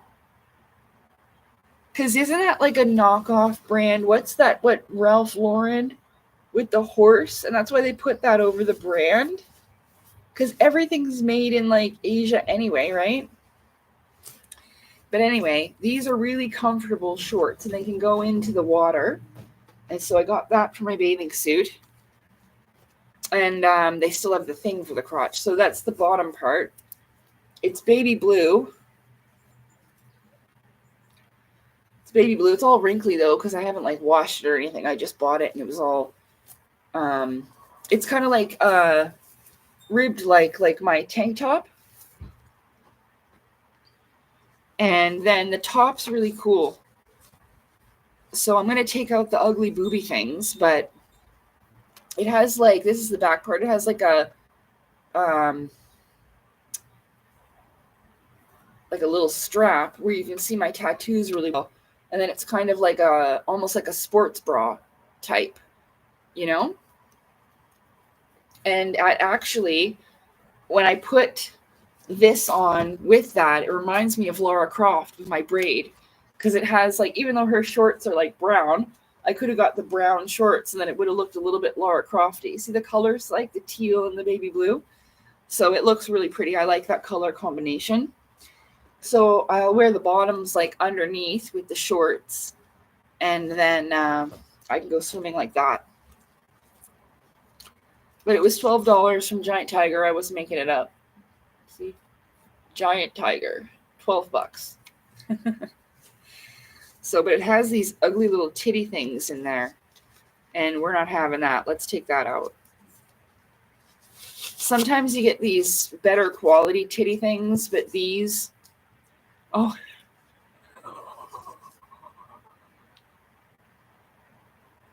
It looks like...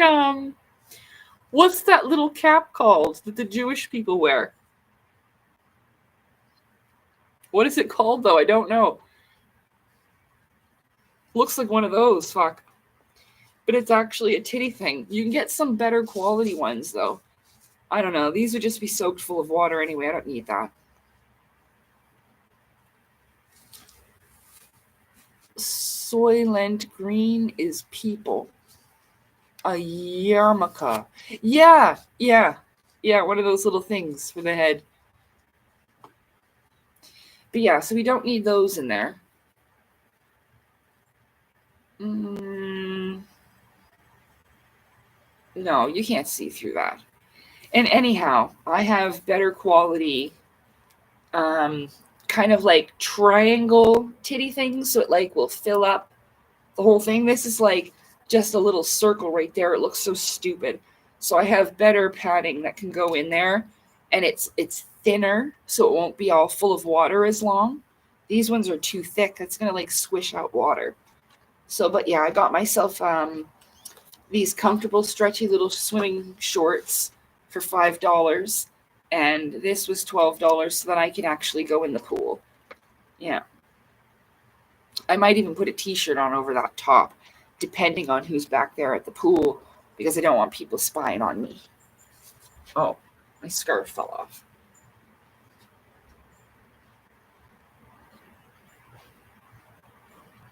Oh, Marvin, are you drinking that dirty water? Don't drink that, Marvin. She's always up there drinking dirty water.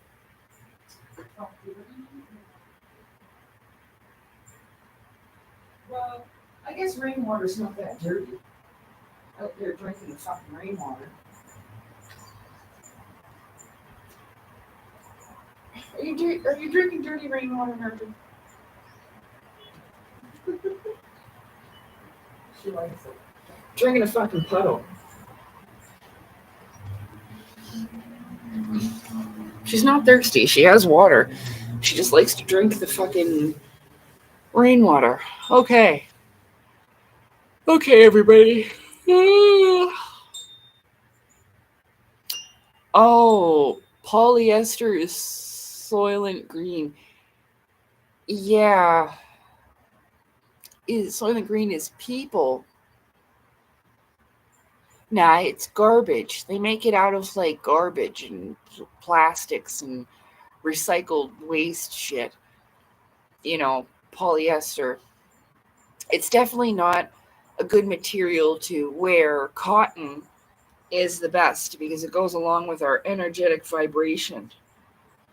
You know, natural fibers. But unfortunately, you know, I can't spend a lot of money on stuff like that. So I do have some stuff, you know, especially I would suppose if you're going to go to sleep in it for spirit travel. I mean, that's why I prefer just to go naked.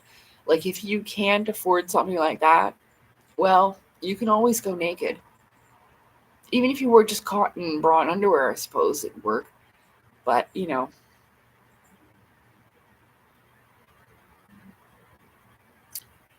Well, T1, we don't need to do that. I mean, there's enough for everyone.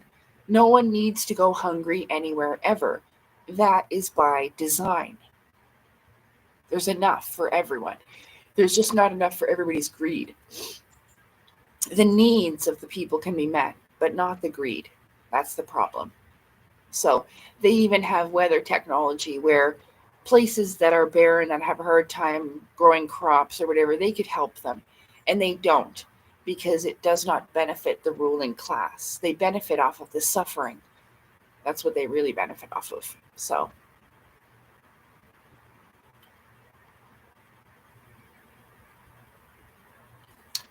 Oh, I missed a comment. Didn't know what to do, didn't we? Uh,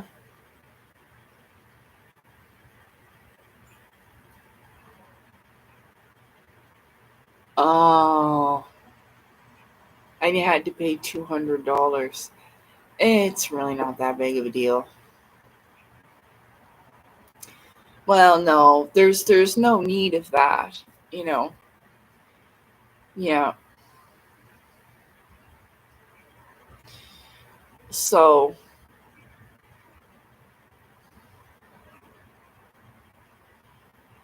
no, I'm not going to be trying it on. I might do another photo shoot though.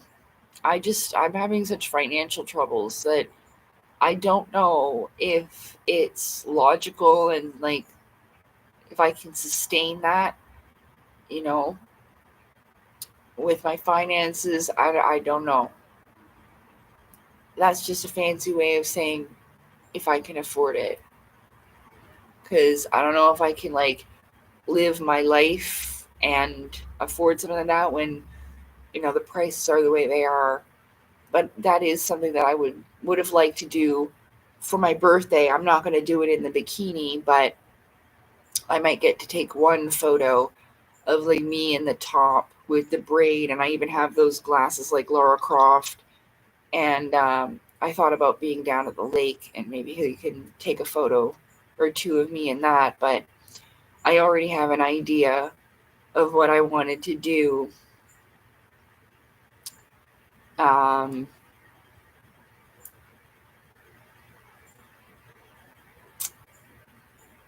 so, and it's like the little black dress. It's cute. It's a really unique looking dress. And it's shorter. It's above knee. And so we'll see. Because I really, really, really love that one. It's got a really nice neckline, and the back of it is really classy. It's got a metal zipper. Um, it looks quite fancy. So, yeah, I thought about it, but I just don't know. Like I said, if that's something, because I don't have like a proper income. So I know I did it before, but I was working. Um, yeah, and the price went up. It used to be 150, but because the cost of living, the price went up. Look up the Desredado poem. Oh, that's not for me. Leftovers. I don't know that one.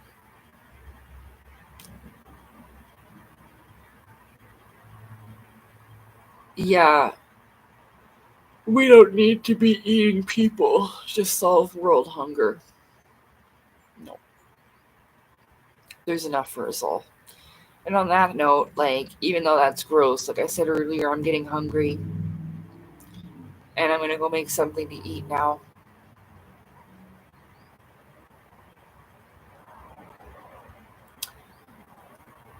Oh, well, only in times of extreme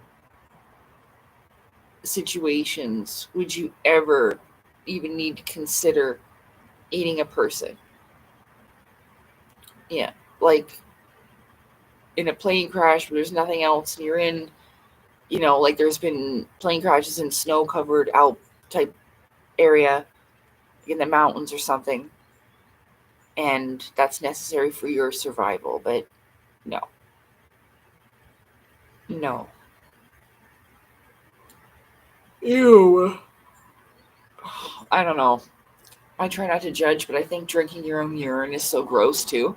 And I've said that before. Like, if you're trapped in a cave and you don't have anything else, then yes, by all means, to prevent your death by dehydration, drink your urine. But, you know, oh, the Donner Pal, that's what you're talking about.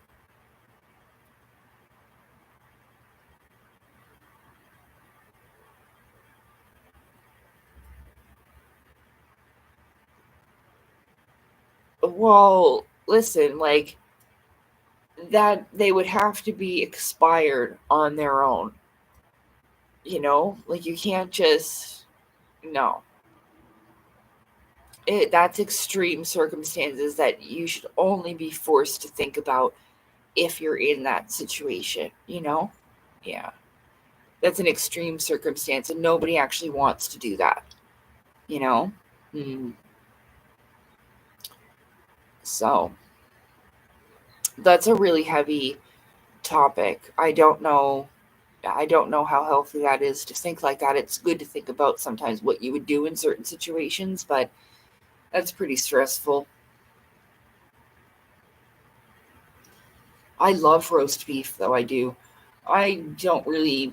I understand how some people feel about that, like about eating other creatures and stuff. I get it. Hopefully, I'll get a husband that knows how to cook better than me and without using meat and stuff, and maybe that'll solve it. Who knows?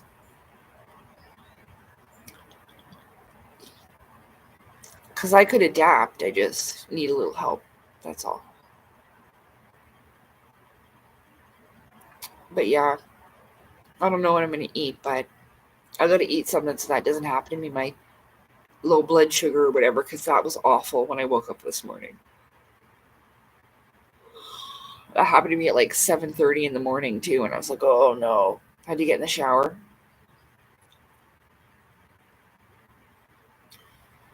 So yeah, it was a really good time hanging out. I feel like it could have been better. I kind of feel annoyed with myself a little bit for letting that person with their laughing emoji irritate me. So I apologize about that. I tried to deal with it the best I could. But, you know, other than that, I feel like I did okay today. We did well. As a team effort. Thank you so much for helping me remember stuff when I forget. I appreciate that. Oh, I guess before I leave, I did say something about the wish box. I forgot about my wish box.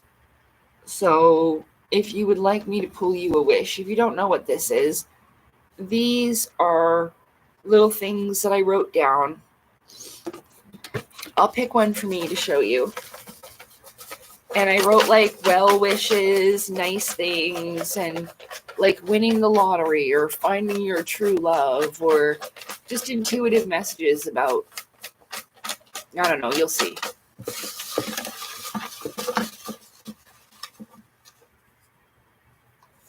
Got one. Oh, I got two.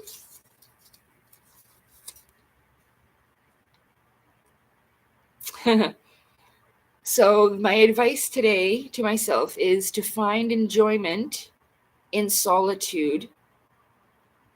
No, to find enjoyment and enlightenment in solitude.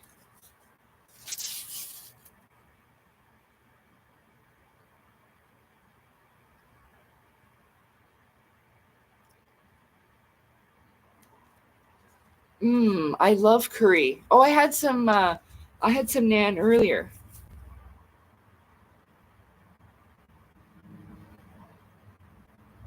Huh. It's probably what's repelling it away. To let go of your fears about the outcome.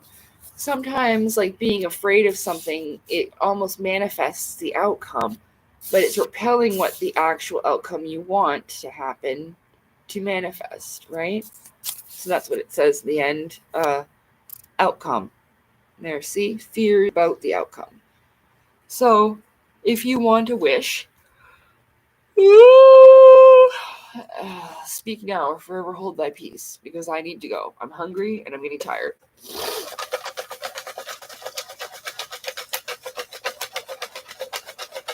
I'll give you a minute to answer, and then I'll be right back. Yeah, I don't have the energy to pull these little cards with the numbers on them, like 444 and all that. Yeah, the wishes were always on the table. You can always ask me. Can you go get the wish box? Yeah, I'll get the wish box. Unless I'm in a terrible mood, then I'll tell you, no, I'm not getting a wish box. It's got a fluffy tail. See? I love this cute little box. It's got like a rainbow top, like a pretty, like, pastel-y colored. It's got pink and yellow. Fuck off, light. There we go. It's pretty, huh?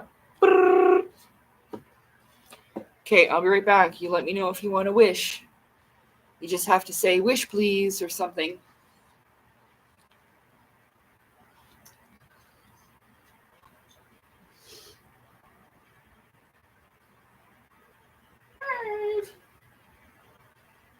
Where's Marv? Marv.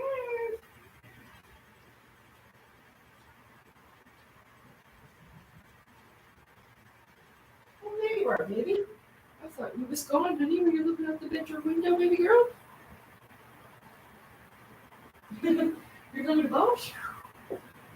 What's that? I'm going to get you guys some more food too, right? Yes.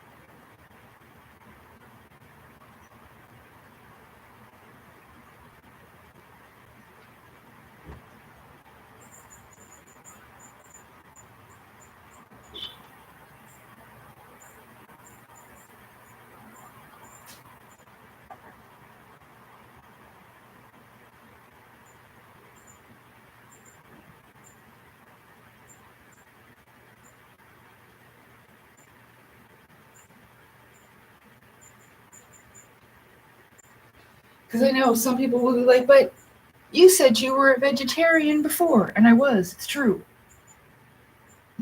But I wasn't really cooking for myself. And then even afterwards, I forgot in a few years how to cook things properly with proper nutrition to keep myself healthy. And then, I just stopped doing it because I got sick. Not eating right.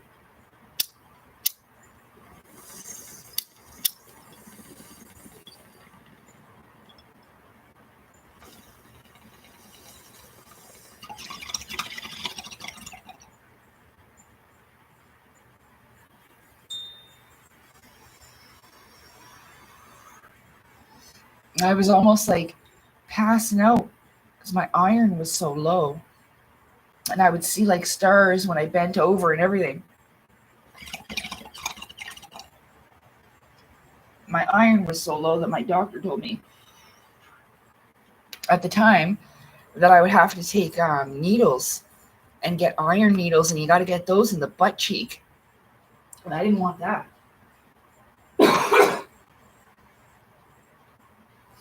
All right, baby, I'm going to see you next time. And then we're going to all have some dinner. We're watching movie, okay, bud? Yeah. Hi, Marvin.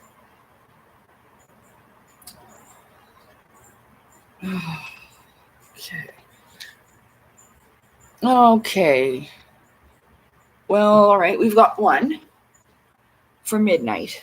So, did you want one, Scott? Is that what you meant by Moogle box because of the fluffy tail? I know, I love Moogles. They're so cute. I love Final Fantasy, though. And that was my favorite part, to see what the Moogle was going to look like. Okay.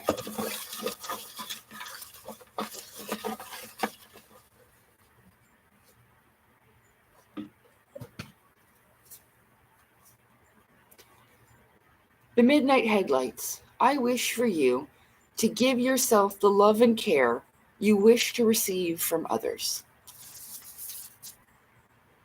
Hold on. There it goes.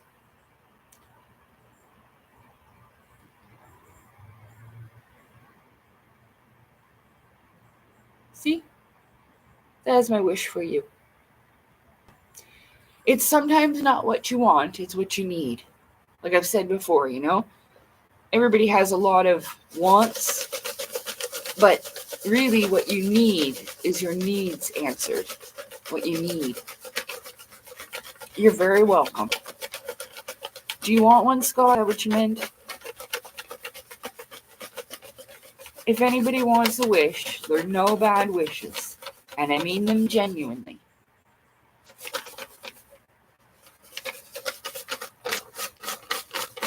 I'm going to pick another one for me.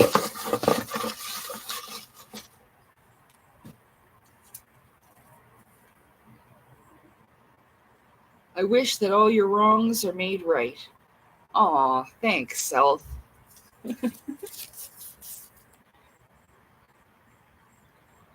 There's a little heart. Some love.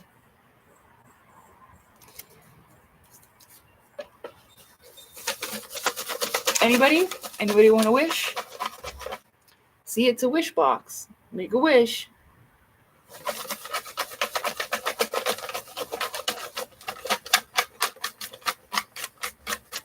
Salem's just waiting for his dinner. He don't care.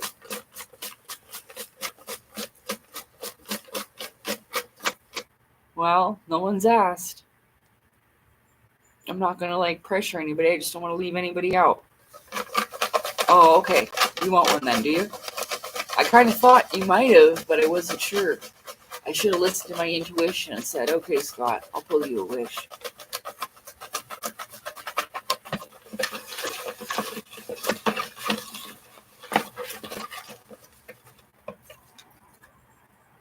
Okay, well, you get two.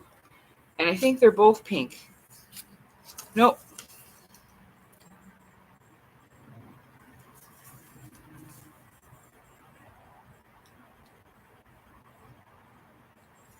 Well, first of all, the first one says to fall in love with yourself, love yourself without conditions.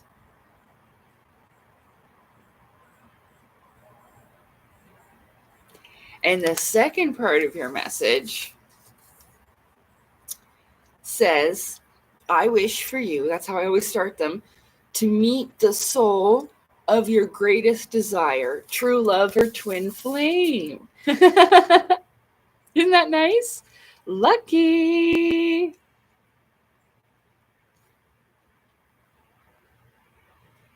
So I put soul like that because, some people want a man, some people want a woman, or they have different gender preferences, whichever. So that's the way I worded it for everyone. See? So that's good. That's a lucky one to pull. That's what I was looking for. But I suppose that could be advice for all of us that way, because it says that you do have to love yourself without conditions, unconditional love, for you to find someone to have that type of bond with, So there, isn't that lovely? So now everybody knows what's in the wish box. And next time, if you'd like to ask, you're more than welcome to do so. So,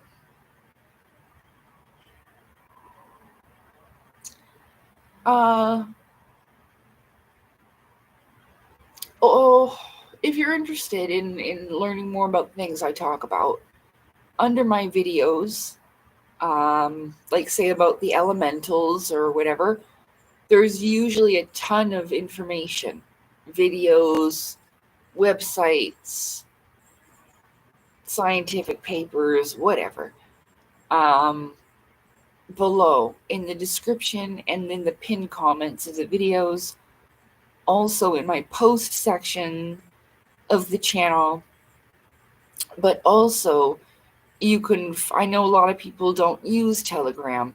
I don't really know how to, or another place where I could put all of those books that are PDF downloadable versions. I've looked through them all, so they're legitimate. There's nothing wrong with them, or viruses or whatever else. because these are all books that I accumulated because I was interested in them. So I don't really know where else to post content like that, but you're more than welcome to go there and download any books in PDF format that you would like to have for free. That's there, and it's searchable in the search bar. It's not just books. There are also long lists of links with detailed information. Welcome back, Anthony. Welcome back. Yeah, to know thyself first. Good. I'm glad you like your wishes, Scott. But yeah, always strive to learn something new every day. Be curious, and also curious about the things within. Don't dismiss dreams as nothing. Think about it and try to discover what it means for you, you know? And that's the advice that I would give you, if I was to give that to myself, you see? Yeah, and definitely take your time, and don't rush things, because you do have some time, even though I acted like, there was no time. But, I mean, then again, if they do this reset 2030, and it means what I think it does, it's not just about sustainable development and all these types of things. Like, I don't trust them. So, but I would use these 5 years to upgrade myself, as best as I can, without driving yourself crazy. And that's what I've tried to do here, to take out the chaotic, confusing information, because it can be translated in different ways, and it doesn't need to be from someone who's exaggerating stories or sensationalism to make money. You know what I mean? It's accessible if they would only point you to it. Don't tell people there's going to be a 3 days of darkness, when 3 days of darkness, again, is symbolic of the Claustrum's oil. There is a seed. It's called the seat of the soul, and the seed sits in the sacrum bone, and which is almost like at the bottom of the ladder, or under the dirt in the ground. And this is why it would be seen in darkness. Well, this is why you're here, Anthony. So that's what my channel's about, really. Is like, you have a physical life, but then a spiritual life that happens when you're asleep. Your physical life happens when you're awake. Your spiritual life happens when you are sleeping. And that's the other half of your life. So if your dreams are vivid, wild, and out of the concept of other people's imagination, you'd be surprised how weird dreams can get. We were talking earlier about, I think it was Rasta Roller, almost like roller coaster. And he talked about having a dream where he met his passed on dog. His dog had died, and he met it in a UFO, and it was telepathically conscious. You see what I'm saying? Like, but spirits can change into animals. And I explained that it just went back into the form as it was as the dog, so the man would recognize it. That's all. All souls are connected in some ways. The same with my own animals. So, but if your dreams are real, it's because in a way they are. And there's different types of dreams with the subconscious, which is trying to connect with us and talk to us about things that we need to be aware of. But it also has to do with your spiritual life.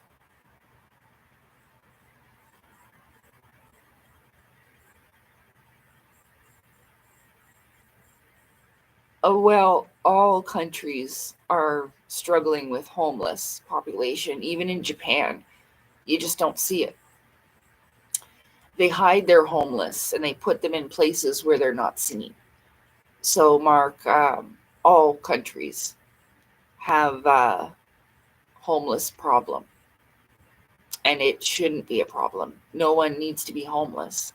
Of course, this is created by design. for the perpetual suffering of mankind for the benefit of a small group of individuals. Yeah. Adam and Eve, new info. Maybe you know it.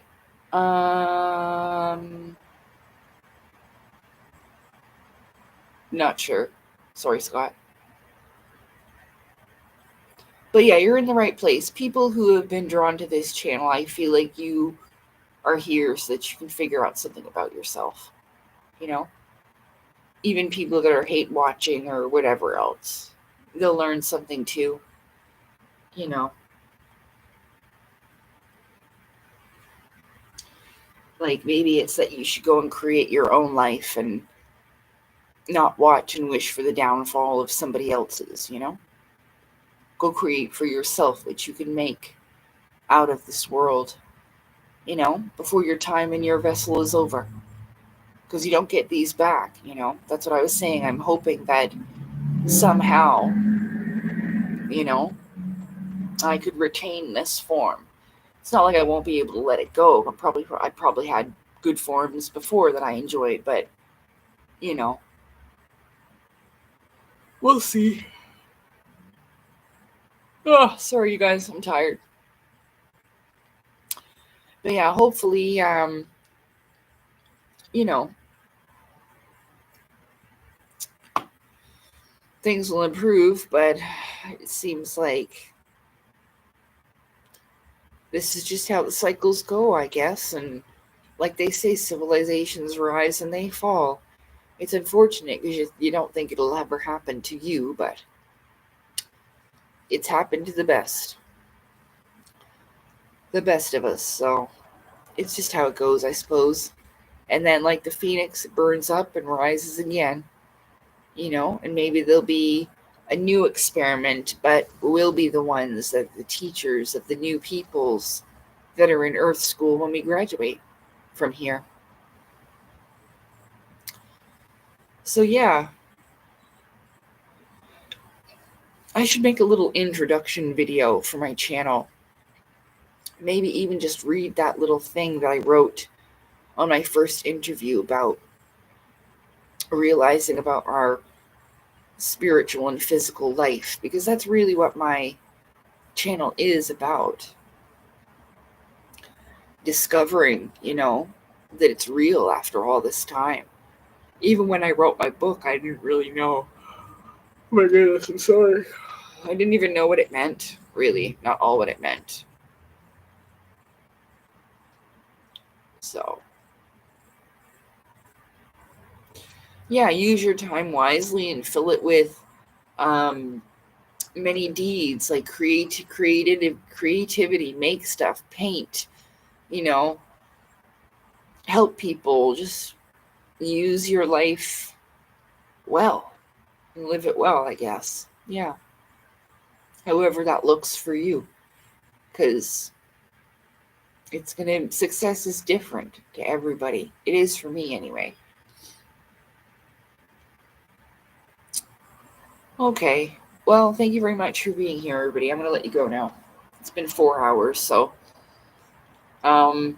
we'll schedule another one of these maybe a couple days after I release my next video, and then we can talk about that.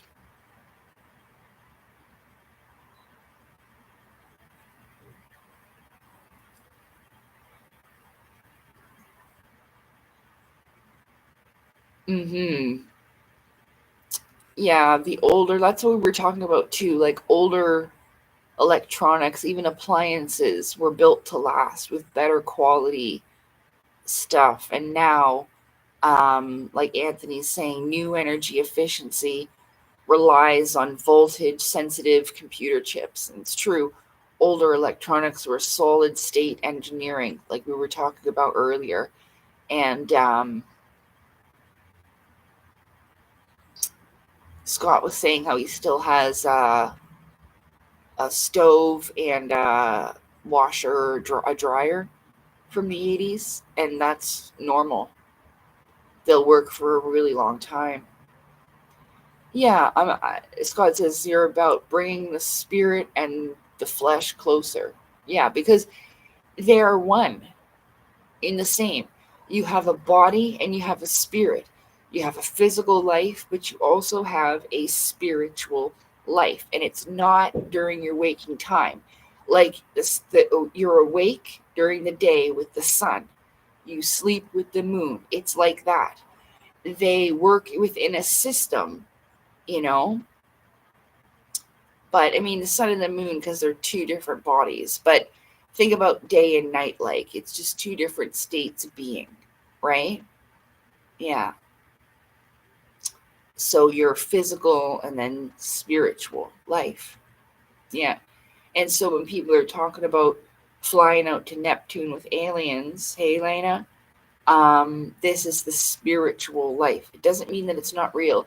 It's just is every bit real as your real waking life. In fact, some people call this a dream. It's not just David Wilcock that named his book Awakening in the Dream. But it's almost like when you go to sleep for the final time here, you wake up somewhere else, yes? And so you might be doing this every time you go to sleep. You'll be waking up in a different body, maybe in a different timeline, whatever. I don't know. I don't know everything about it, but that's, what I do know. So, well, we know nothing, but based upon my experience and observations, this is how I can articulate that or explain that to you. So, yeah, the spirit life. So this is what a lot of it is with the UFOs and stuff like that. I mean, there are cases like Travis Walton, where they're physically taken in their actual body. Like I saw that UFO with my own eyeballs off my balcony in my old building.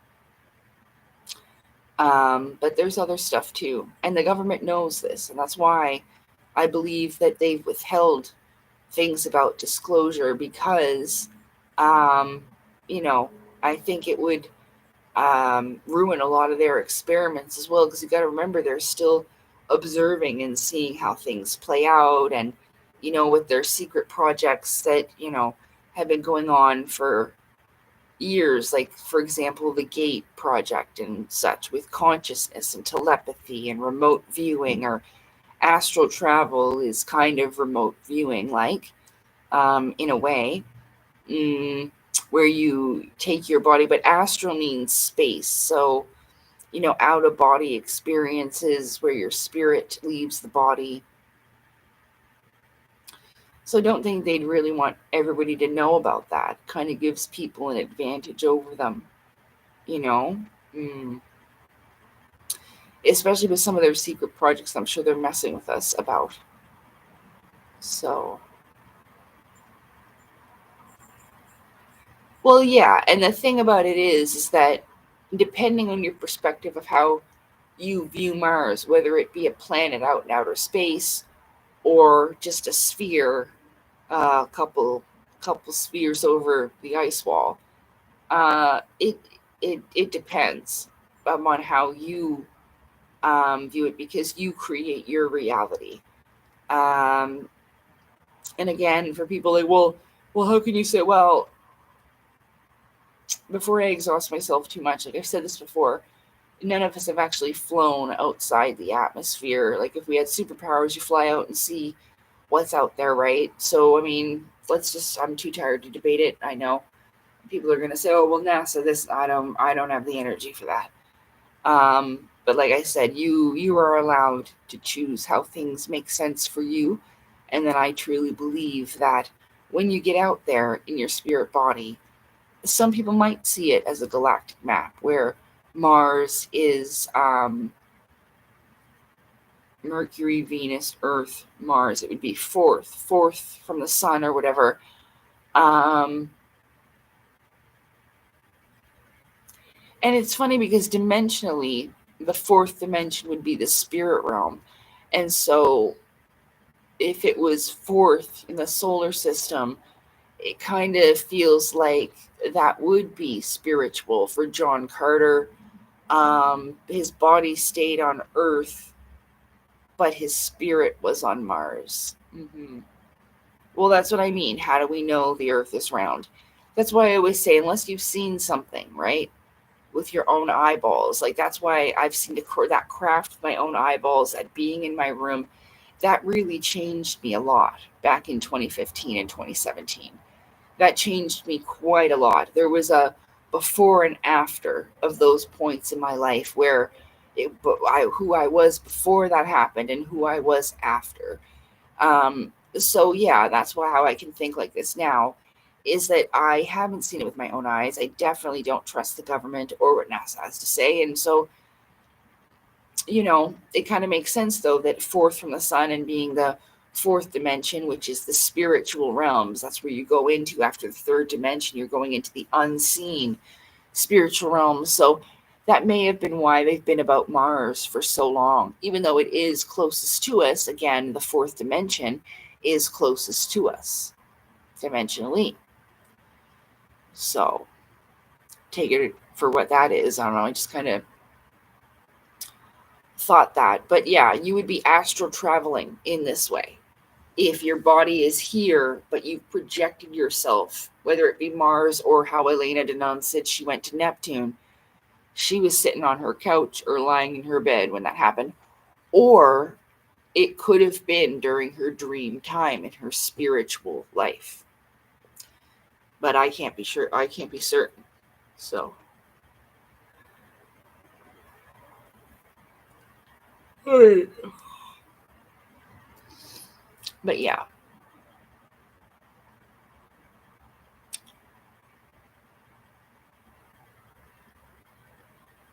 Well, yeah. You can get in fights and stuff in your dreams. And it will feel real. Yeah, it's because it could be another version of you. Sometimes your consciousness, like your actual mind, like in your lucid mind, won't be connected with your etheric body. So you may have coming in and out of it. You remember little parts like choking the guy, but you may not remember the exact whole situation and or you might wake up, or it just depends. Like I don't know everything, but this is my guess, because you will feel powerless, especially if you're being attacked, but you can't convince yourself to fight back. Again, that's a misalignment. It talks about that in my books, where you need to align your mental consciousness, your emotional consciousness, and your spiritual etheric body consciousness. It's complicated. That's why you got to study it. And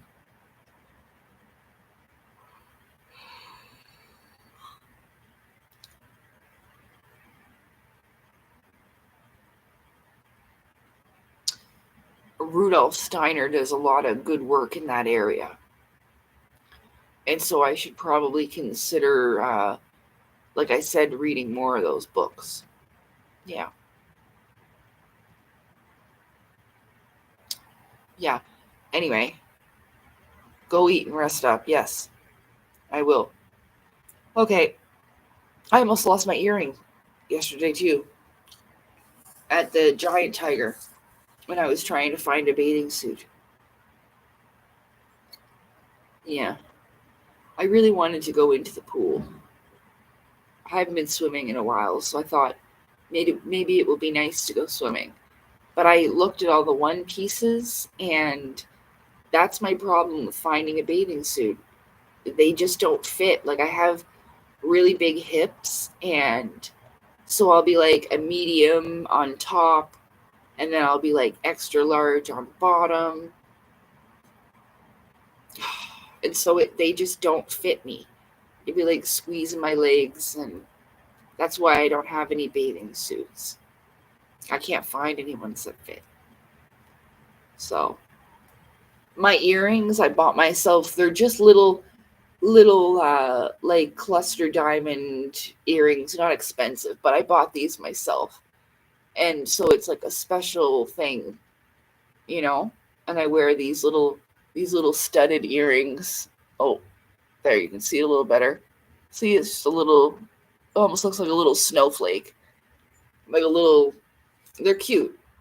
And they go with pretty much everything, right? Like just little silver earrings.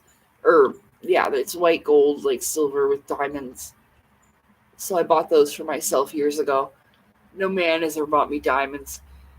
Except for my engagement ring, and then this girl I had living with me. I had my engagement ring. Josh let me keep it, and she stole it and sold it at the hawk shop. But it wasn't around in town, so I couldn't even get it back. She did it in another city that's a few hours away when, like, she went to go visit her mom. So, but I had the diamond then. Not that it's a huge deal to have something like that. It's just back then it was, because it's like a symbol of like status or whatever. It wasn't super fancy, you know, but it was to me. But yeah, she stole it. Right. Okay. Yeah, that's where I got my earrings. And I gotta go because I can't even think straight. I'm so hungry and I'm getting tired. So I'll probably be in bed by like 10:30, but I gotta go eat something and then I'm gonna go to bed, okay? But it was really great hanging out. We'll do this again probably over the weekend. Maybe Sunday.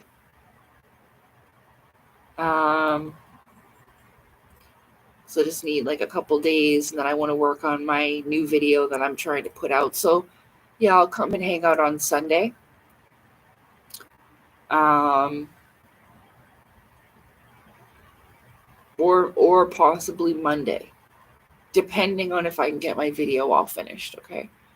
Because I want to talk about what I talk about in my video in my next live, because it's really interesting about all the different connections to things, okay?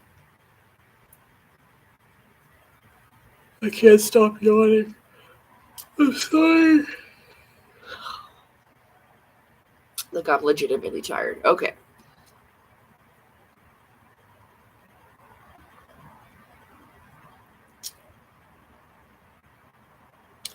Yeah, diamonds are just made like that. It's just another rock. Like, I think it's because of the pressure and the heat that takes to create them and all that, you know. But I would be just as happy if my husband bought me like a beautiful amethyst ring, or, you know, emerald, or another gemstone that was of nice quality. Diamonds have been placed like that for, you know, a reason. The elites and their bullshit. So,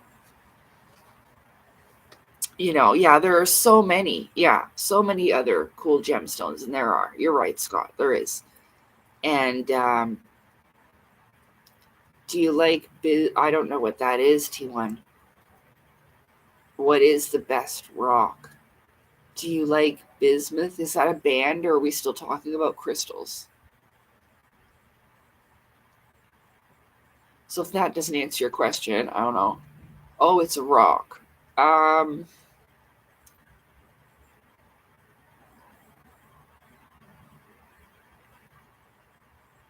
Yeah, I don't know, T1. Okay.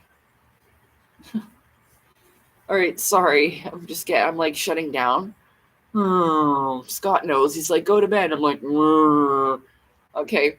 Good night, everybody. Thanks for being here. I'll see you on Sunday or Monday, okay? And I'll try to let people know I just forgot about advertising. Not very good at this, but I'm doing my best, okay? Alrighty. Okay, take care. Good night. The cats say good night. And bye. Oh, right here. Good night. There, give everybody a heart. There. Take care, everybody. See you next time. Bye. Good night, sweet dreams.